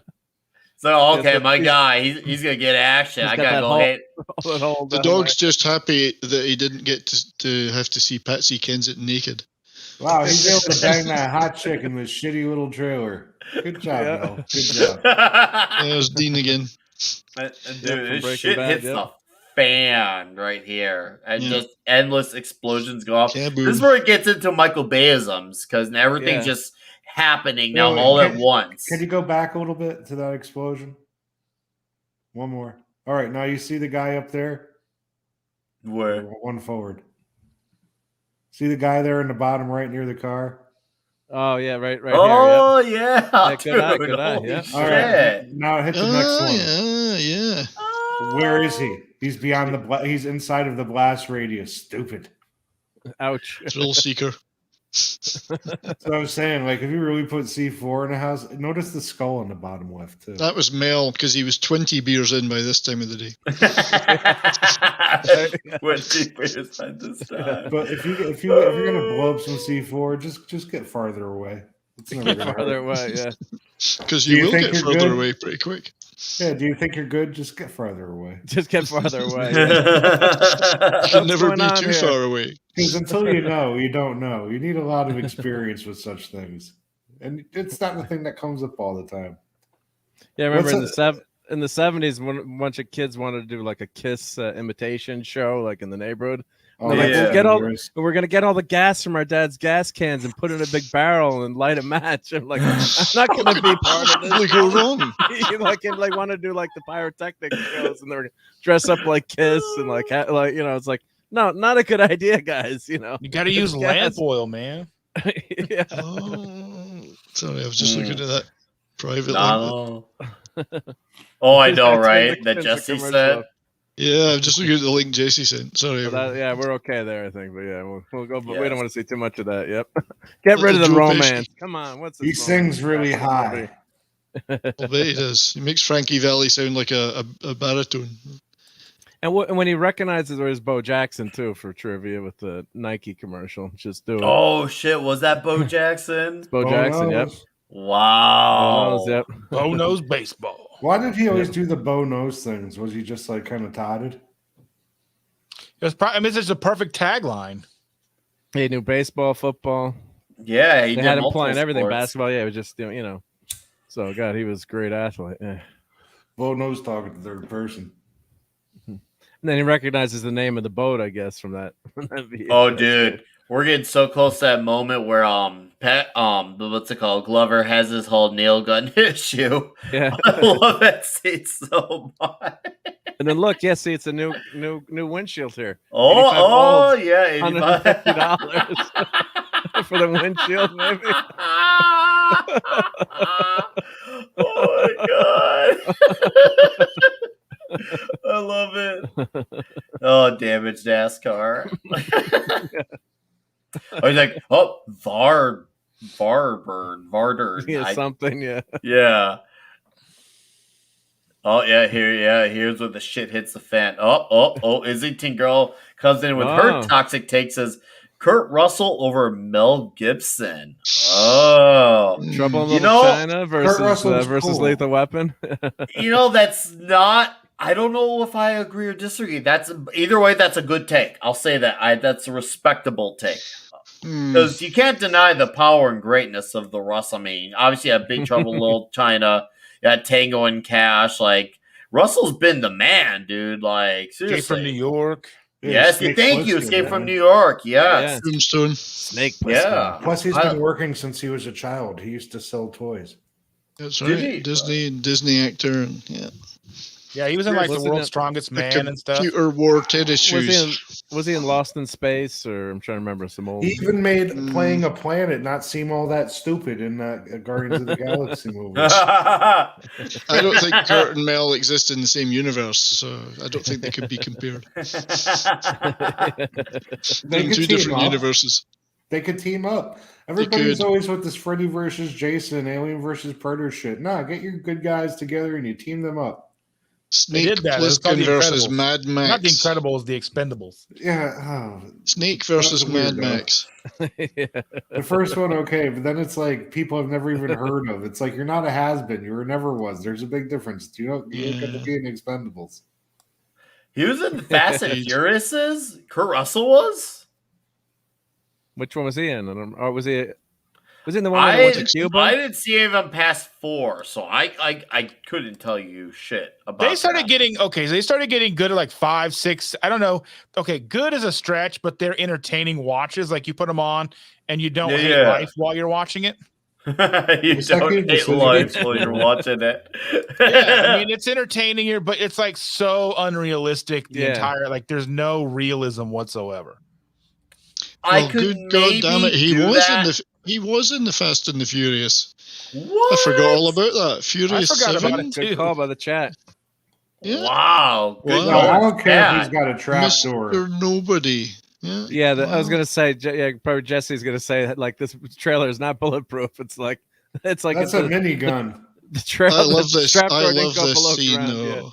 Yeah, it's a great scene. But the whole helicopter. It's like Apocalypse Now. It's brilliant. Even with the whole thing in front of him, that's still going to go right through. Yeah, I mean, because the minigun shoots 308, so it's definitely not going to be stopped by a tin can. It's basically sheet metal. Yeah, a little bit of insulation. That's the movie physics. Yeah, bullets don't go bullets, through anything. But if you watch, I always mention the Mythbusters when they show how far rounds will go through. Like they'll shoot some cars or whatever, and they're going through like both doors clean through. Yeah, because I saw pictures of a car that got shotgunned by a biker gang up here. I'm not going to say which one. And the guy basically pulled up on the driver's side, blasted him with some buckshot right through the door. He killed both people in the front, and then just kept driving. One shot. Yep. Bam. He's got toxicity armor. Nothing beats it. No, I was gonna say he's got like Mel Gibson plot armor or something like that. But Soul Assassin said it better than I could ever. Toxicity, yeah. And then I'll tell you, from that action hero pose. Crocodile Dundee. Oh, that ain't a knife. That's not a knife. This is a knife. He wasn't even wearing stubbies, mate. That's right. Fedora I do like both the Crocodile Dundee films, man, because it's hard to pick. Dude, I versus him in the Outback. I mean, you decide, really. Oh man, I wish I had thought of that. That's the second one has Carl Winslow. Fuck.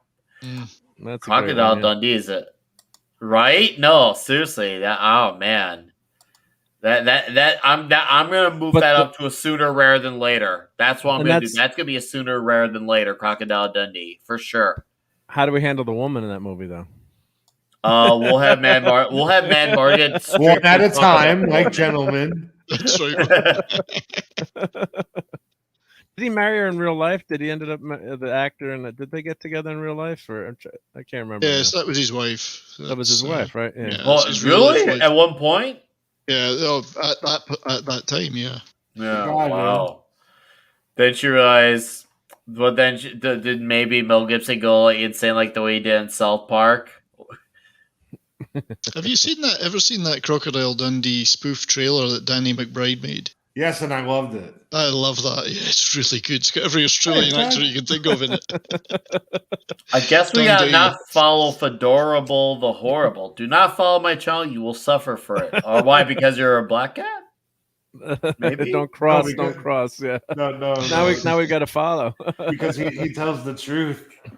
This is another one here. D-Bud mentions. It's actually we can't get. There are certain movies that are very toxic. Maybe we should cross the toxic line a little bit outside of action. Maybe if it's just toxic in general, it should be a thing. Doesn't have to be action. Yeah, it doesn't have to be action. You know what, yes, I will consider Bachelor Party as well because toxicity. Yeah, the poor donkey in that movie, though. God. I know, he got so many blowjobs. It's not as bad as the horse in Animal House. The horse in Animal House gets it worse.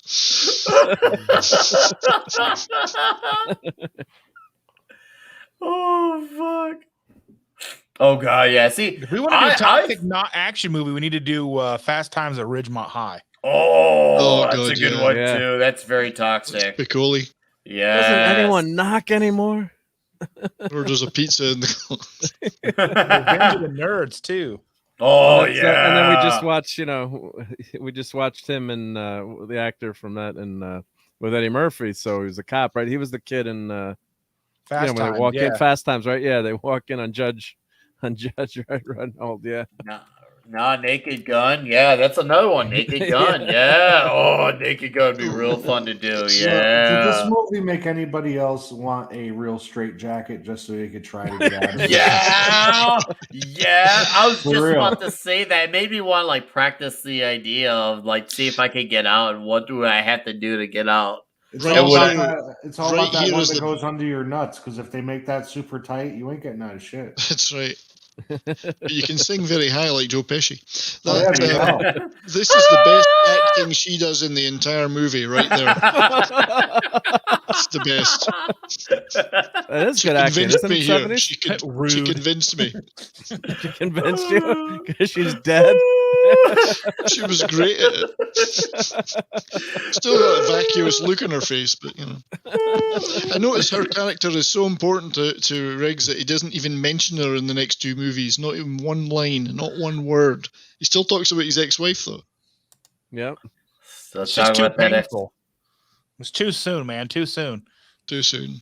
Too raw. too soon. Yeah, too raw. Good He's like, night, I only Islington hit girl. it once. The cares. Good night, Islington girl. Good night, Islington Good girl. night.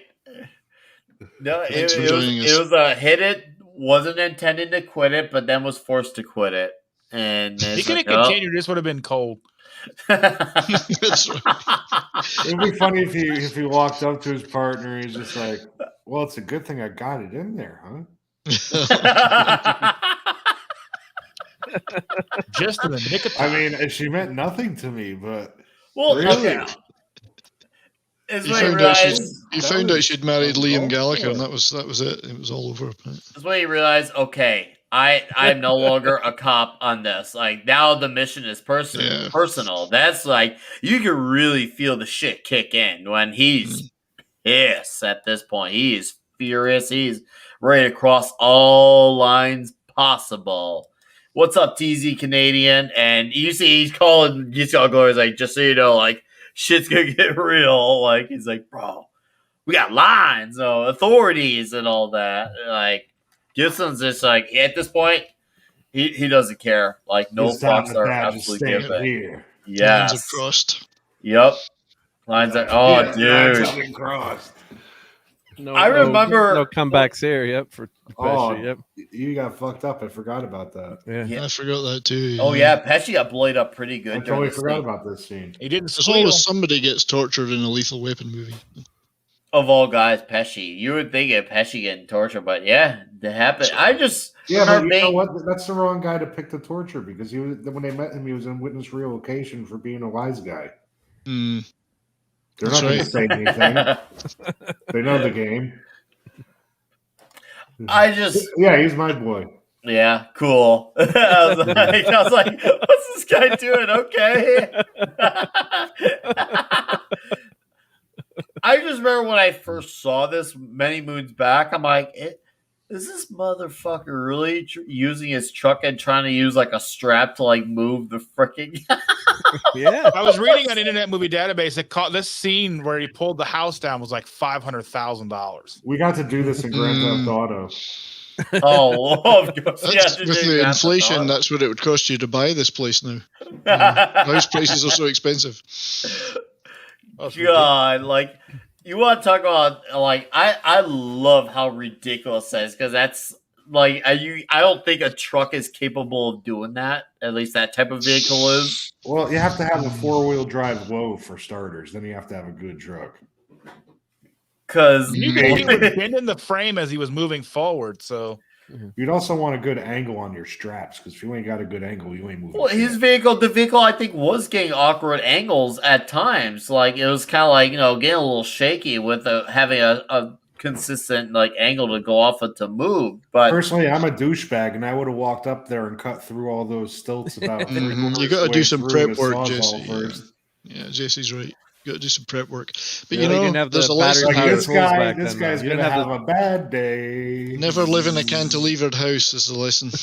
Yeah, right. It would scare the shit out of me Bond living in villains that. should live in cantilever houses. Yeah. Even small cantilevers, man, are dangerous because if the guy who built that doesn't understand the concept, that's gonna fucking sag like hell. Every time I see someone walking into those, I go, "Don't do it! Don't do it.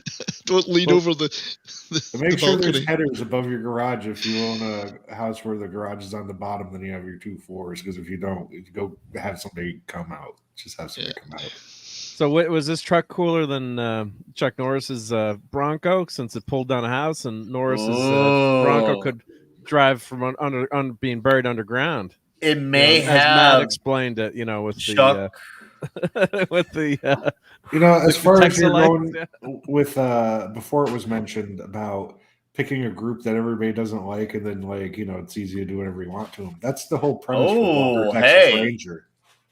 Right here, deleted scene says they legit built the house and then pulled it down. It was shown in HBO Make-A documentary back in the day. Holy shit, that is awesome. Didn't find someone's house, pay them some money, and at least it didn't have any hardwood floors in it. It didn't have any tile work. It didn't have sheetrock.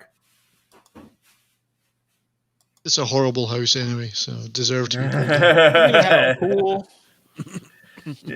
No big deal. What mansion in the Hollywood Hills doesn't have a pool? I mean, come on. Yeah, I know. That's true. That should be standard. Has anybody seen the one that's in Los Angeles? They call it the one.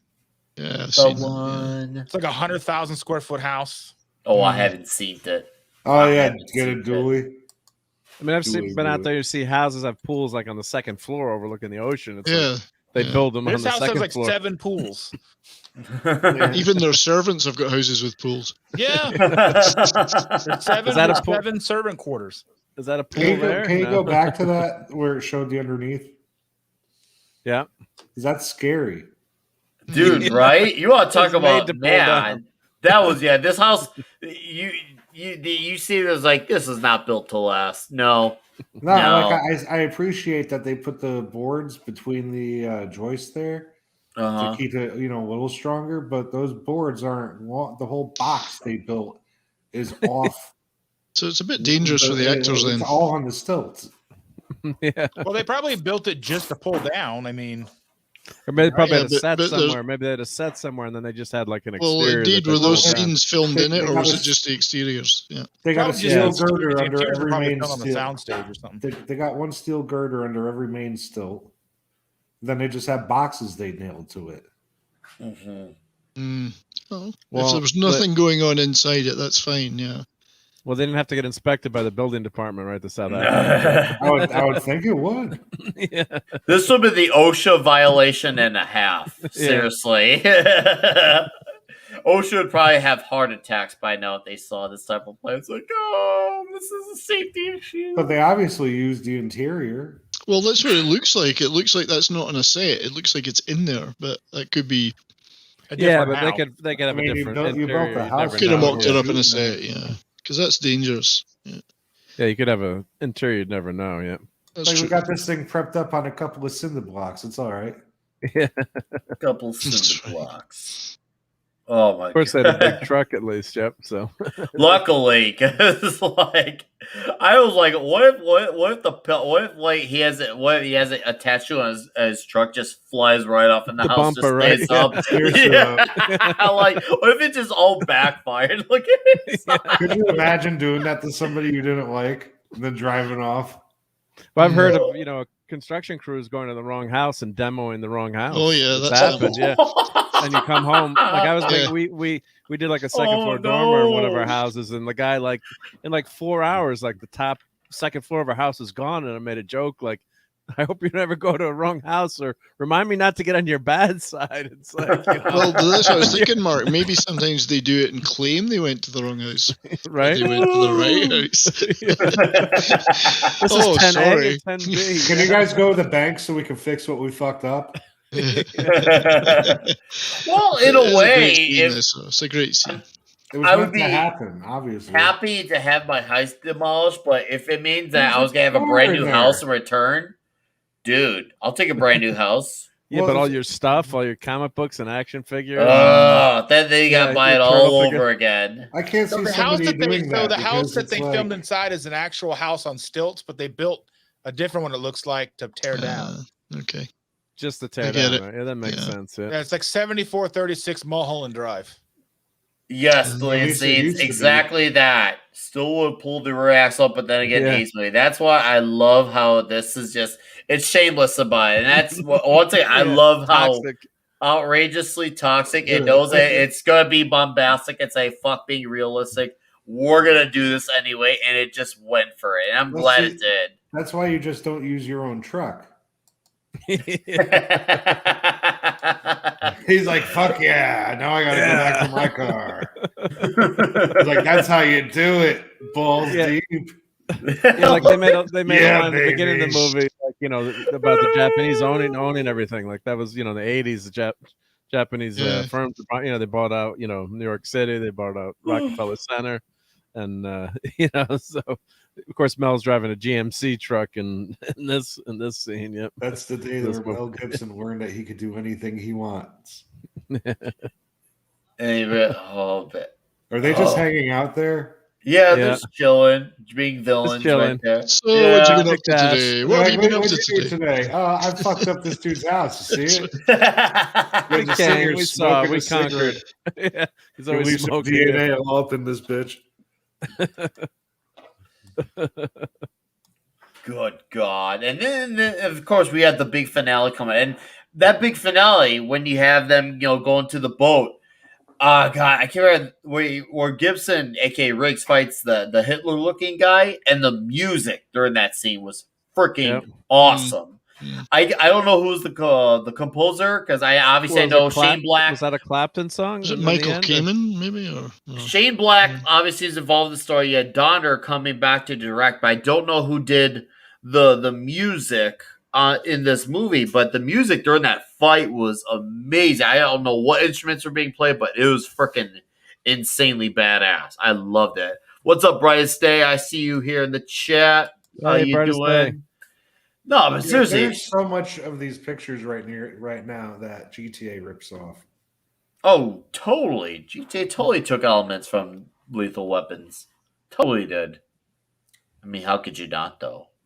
Yeah, Eric Clapton and Michael Kamen, who did a lot of soundtracks with Eric Clapton, like Edge of Darkness. It was a great soundtrack for the British version of that show in the 80s, the nuclear thriller.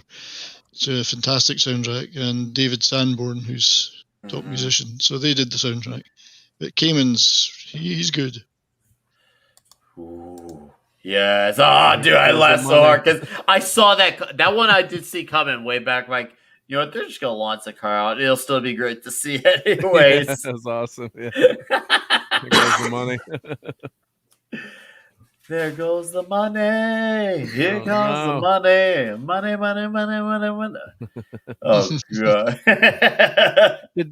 Does Mel's characters Riggs have a military background? I'm forgetting now. Did they? Yeah. He's just crazy. He's just crazy. I think didn't he have a special forces background of some kind?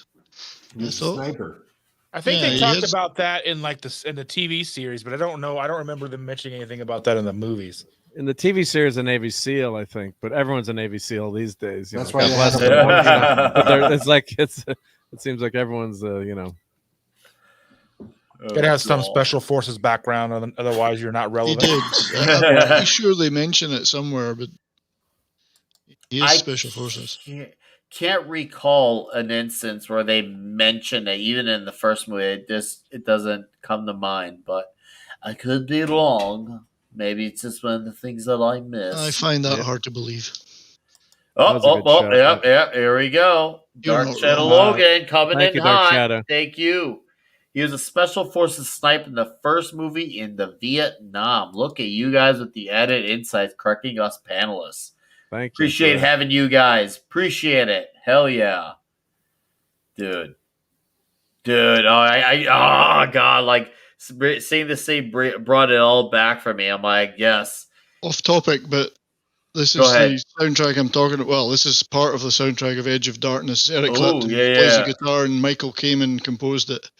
And if you ever get to hear this, it's a fantastic soundtrack. Ooh. Edge of Darkness, a nuclear thriller. They made an American version of it too, but the British one was the first one. It was really good, but it's a brilliant piece of instrumental music. Edge of Darkness. So nice piece of wax there, 70s. I will gladly check that out. BBC Records. BBC Records. Anyway, off topic. That's on. Spot You only on. missed a few good lines, Pat S. Yep. You got to rewind. Yep. No, Rewind Pat that S, VHS. absolutely worth catching the replay of this one. I swear. I swear on that. Swear. Oh, God.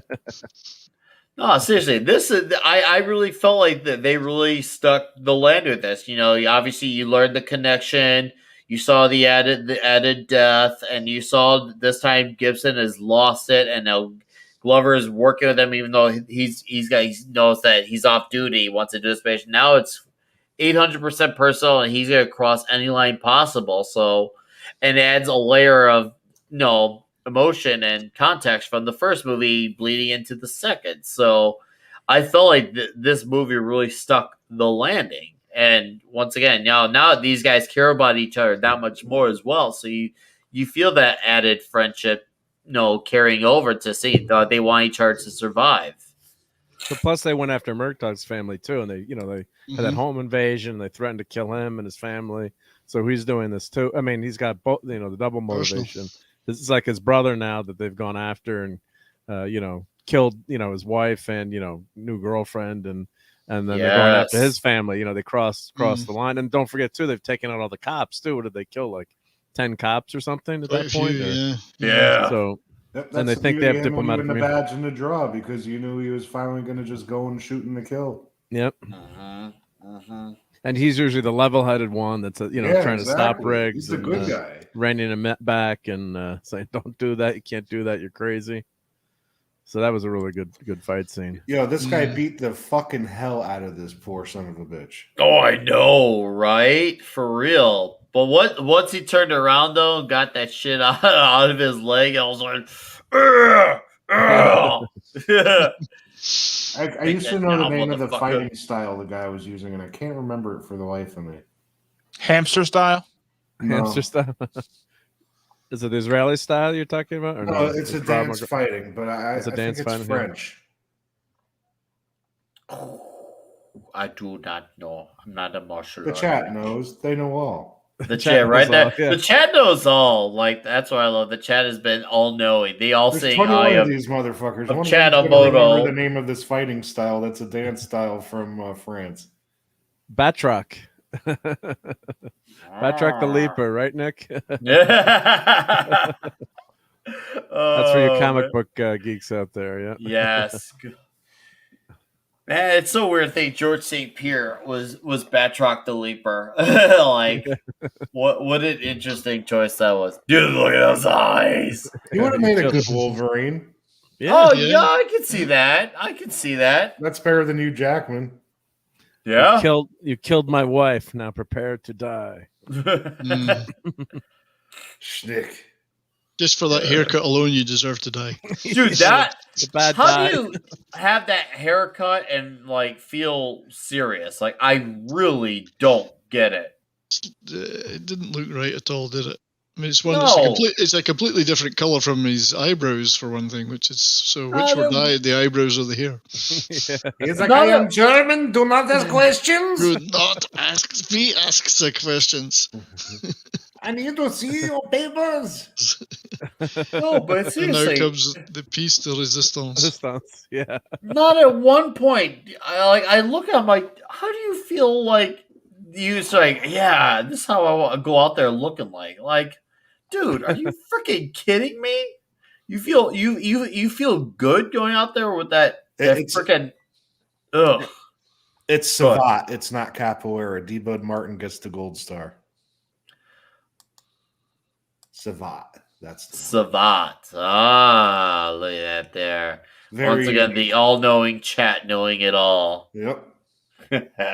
Appreciate it, chat. Jesse doesn't like Jackman. No, this has been established. He's too tall.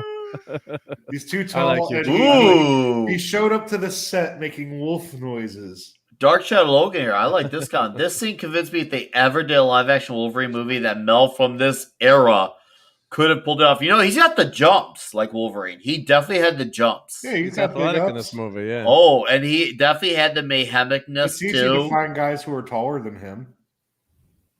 I'm trying to think. Mel Gibson. I don't think Mel Gibson's that tall. What? If I had to guess, what would Mel Gibson be? 5'10", 5'11"? I'm not sure he's even that. Right? Yeah, maybe not even. Well, she would be authentically closer to that because obviously Logan is 5'3". So and 5'3" was always weird. It's always like the eye line of Wolverine is supposed to be at the shoulder of everyone else in the scene. Yep. Yes, that's true. Rule. Yeah, they went away from the whole, runt or the crazy small character. Unfortunately, Yeah, and that was ratios always part him of to the be about like... 5'4" or 5'6" maybe because he hangs out with Puck, and Puck is like legit midget. Yeah, so they don't, they lose that element of the character. It's like, how can someone so small be so tough and strong? So, but Mel Gibson. Then you put him against Sabretooth, who's just a big asshole, and he gets I have diplomatic immunity. Diplomatic immunity. Funny way to spell bulletproof. That's his bus pass, his senior's bus pass, right there. Do you think this movie was like the entrance, or like the start of Hollywood being woke?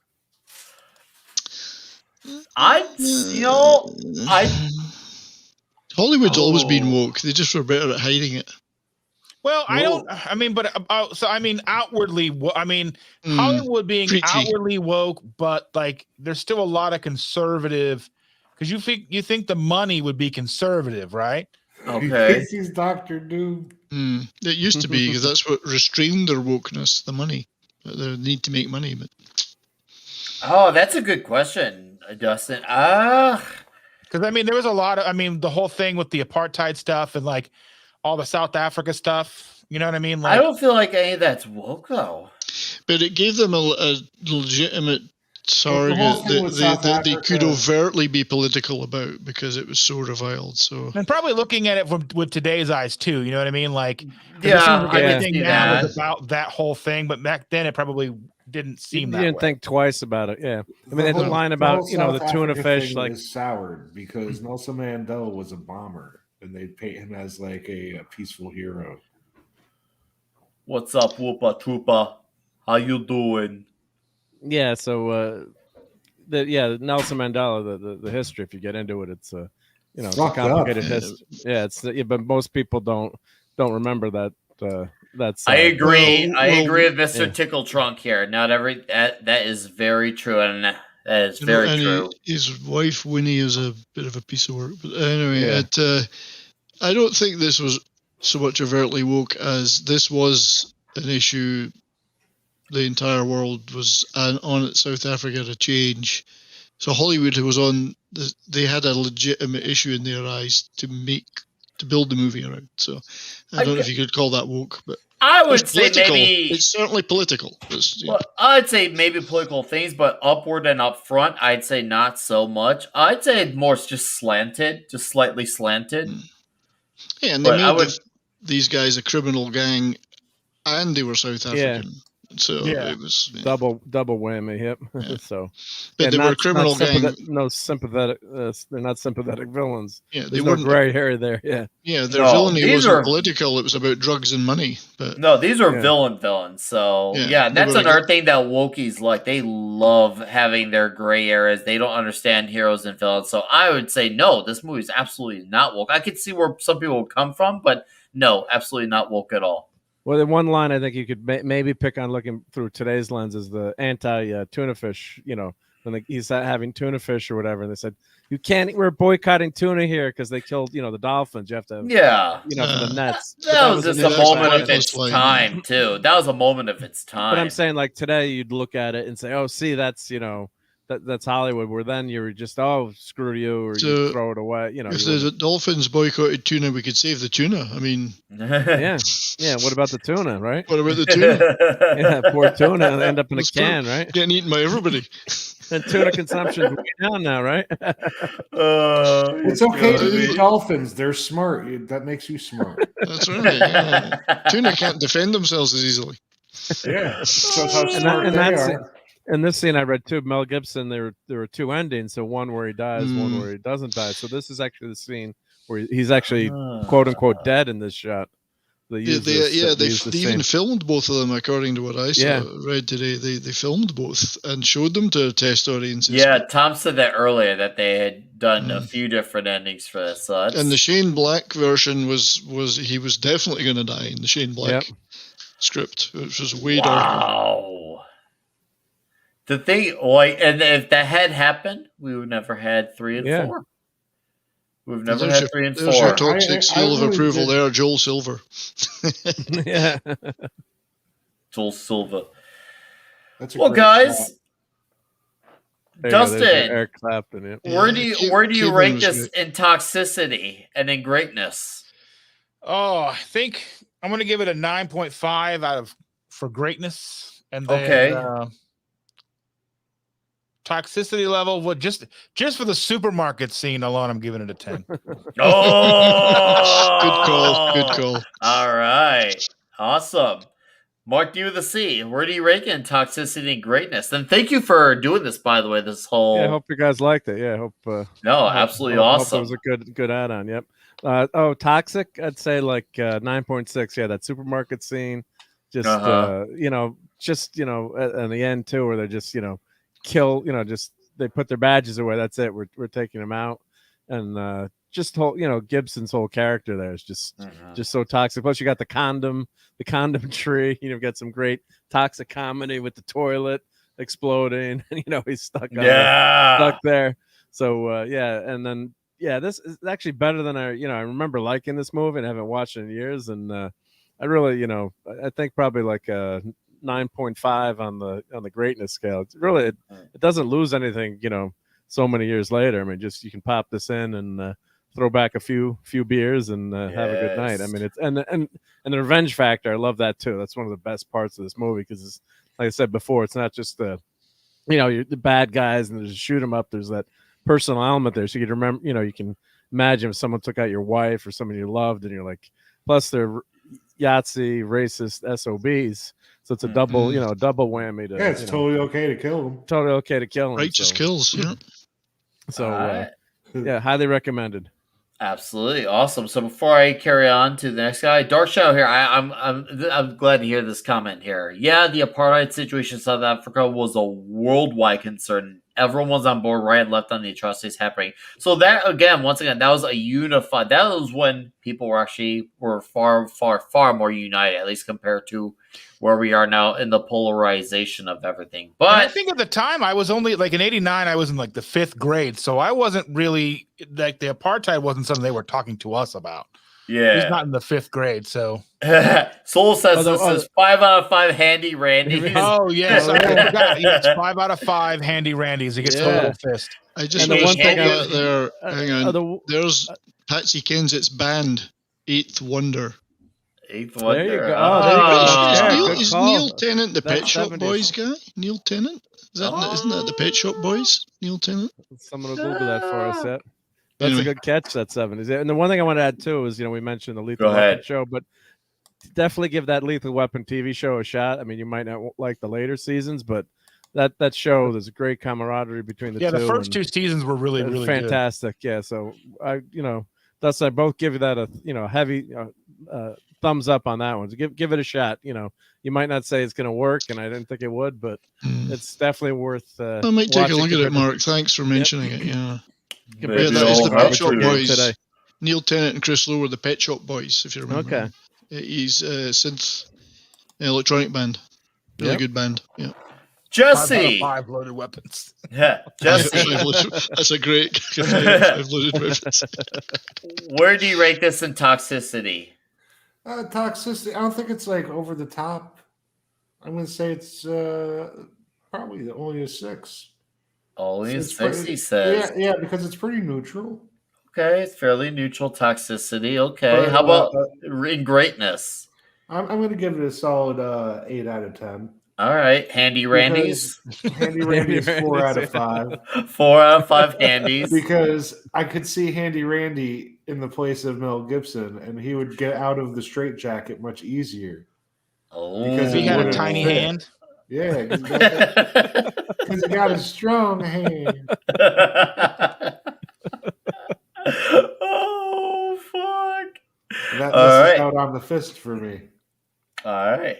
But yeah, like all the Lethal Weapons, they hover around that area for me. Like 8 out of 10, because they're all very solid. And like you said, you can't just sit down and watch them whenever. They're go-tos. All right. Who have I not gotten? Me. 70s. All right. Shoot it. This is a tough one. Because I've forgotten what scale we're using now. Is it a handy randy? We have handy randies. We have diehards. We have diehards. Toxicity. Great. Yes, we're gonna remember. Okay, I'll start with toxicity. I think for toxicity, I'm definitely going to give it 5 out of 5 loaded weapons because I think it's superbly toxic in every respect. There's nothing wholesome about this movie at all. As a movie overall, I think I agree with Jesse. I think I'd give this 8 out of 10. I'm knocking off half a point or a point for Patsy Kensit. You should give at least give some points back for her boobs. But it's just the thought of all the grubby people that have had their hands on them. That, I don't care.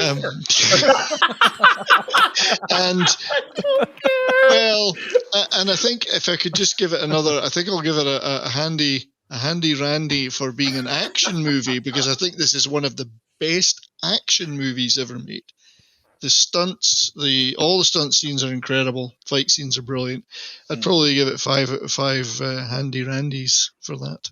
So. All right, you hear that, guys? From that 70s rock fan, you get 5 full handy randies. Wow, as an action movie. Yes. All right. As an action movie. All right. Well, I guess I'll go last, but certainly not least. In toxicity, I'm going to go with 8.2 because I like my decimal numbers. 8.2. I mean, come on. The scene at the grocery store and then what follows after in that little bunk. And the fact that he managed to make that all happen, the fact that it happened the way it did, where he's just like, you're going to want this, type of thing. Come on. That's toxic. That is it was so toxic she died. Yeah, that's right. It was so toxic she couldn't even last it. It's just how the cookie crumbles, and no one does anything either, right? Yeah, and then 1 to 5 handies. I'm gonna go with 4.5 fists. So you got a lot of fists, but 1 fist just could. You can only get the half of that last handy 4 fists randy. and 1 handy randy. Yes, it's 4.5 fists. And Dark Show is a 5 handy randy, complete with a reach around. That's awesome. And then in greatness, I'm gonna go with an 8.7 on this. I stand by this movie, and I will not apologize for that. And then 1 to 5 diehards, I'm gonna go with for 3.5 on this. At this point, Tom, Tom, I don't know.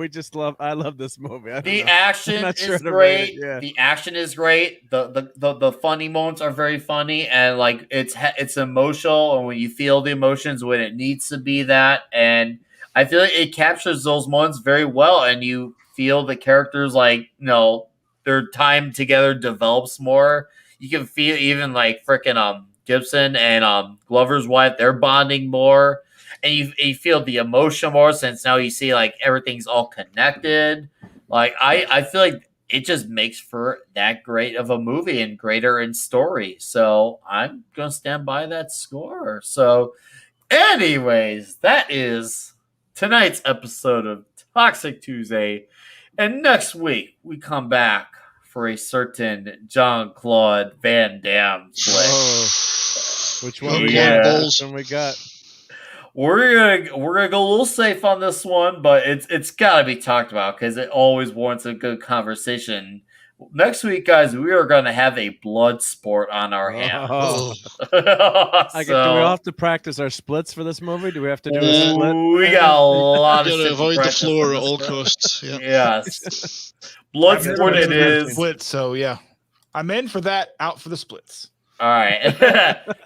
Anyways, blood sport it is. Before I plug in the channels, to the chat, you guys have been absolutely awesome, picking up on information that we didn't have and filling in all the blanks. Thank you. And also for the chat, a lot of you have come in here and stuck around. A few have come and gone, and that's awesome too. But a lot of you stuck around, which is awesome considering there is a lot of competition tonight. Like, there is obviously, you got world-class bullshitters. They're doing their talk of Eternals. You got the world, the main event going on at Geeks and Gamers. So thank you guys. And obviously, a lot of you are coming straight from Mead as well. Thank you. I appreciate it. Absolutely awesome. Seriously. I was over at Mead the whole time we were broadcasting. I was listening to Mead on my TV as I was getting ready. So I was listening to Mead as well. So I'm just joking. All I'm just saying is thank you. You guys had a lot of stuff that you could have easily watched instead. I'm very, very grateful. I'm a small channel. I'm going up against these big ones, or channels that I love too. So I get it. So I could go back. How dare you go watch those? I get it. Like, I'd be watching those channels too. So thank you. Toxic Tuesday continues to be this amazing success story that, it was supposed to be just for a little bit of time. Hey, I only. got 2 of my colleagues at work to start watching it in the last week. Oh, yes. That's good. And they enjoyed last week's very much. So. Oh, good. Well, next week we're gonna want to go big for Bloodsport. So next week, Bloodsport. It's gonna be awesome. It's going to be fantastic. We'll see you all next week. And now it's going to be a point where we plug in the channels. And I'll start off with Mr. Jesse Miller. What do you got coming up, sir? Oh, we hang out, do some live streams. Going to be doing more of that this week. I've been playing a lot of video games and being a lazy bastard, honestly. But beyond that, I don't know. Don't know what to tell you. You don't like it, you ain't got to stay here. No. It's the best way to advertise if you don't like it. It is. Yeah, I agree. Well, thank you, Jesse. It's been awesome. Thank you for coming on. This is absolutely fantastic. And, the doors are always open anytime you want to come on, man. All right. I'll make sure to send you links, too. It's always I got to remember to send them to Instagrams.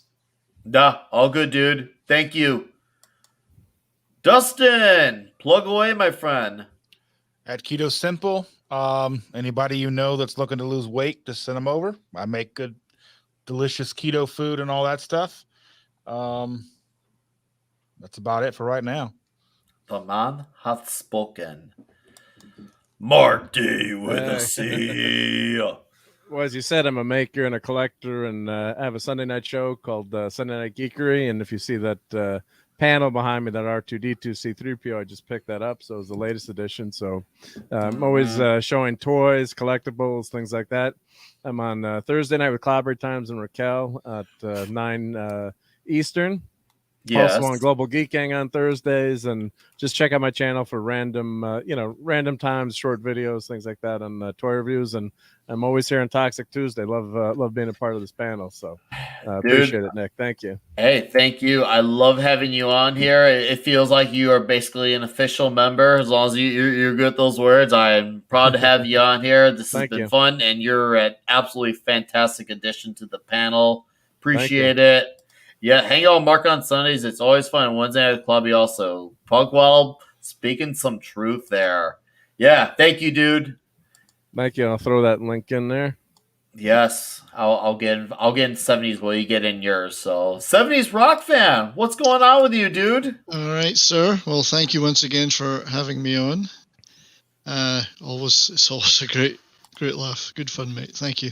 And to chat, you are the greatest chat. Absolutely fantastic. Thanks for sticking with us. I have my channel, That 70s Rock Fan. I've been working on some new videos. Probably get one up posted tomorrow. It's a science fiction short story that I love by a guy called James Blish, who Trek fans may recognize that name.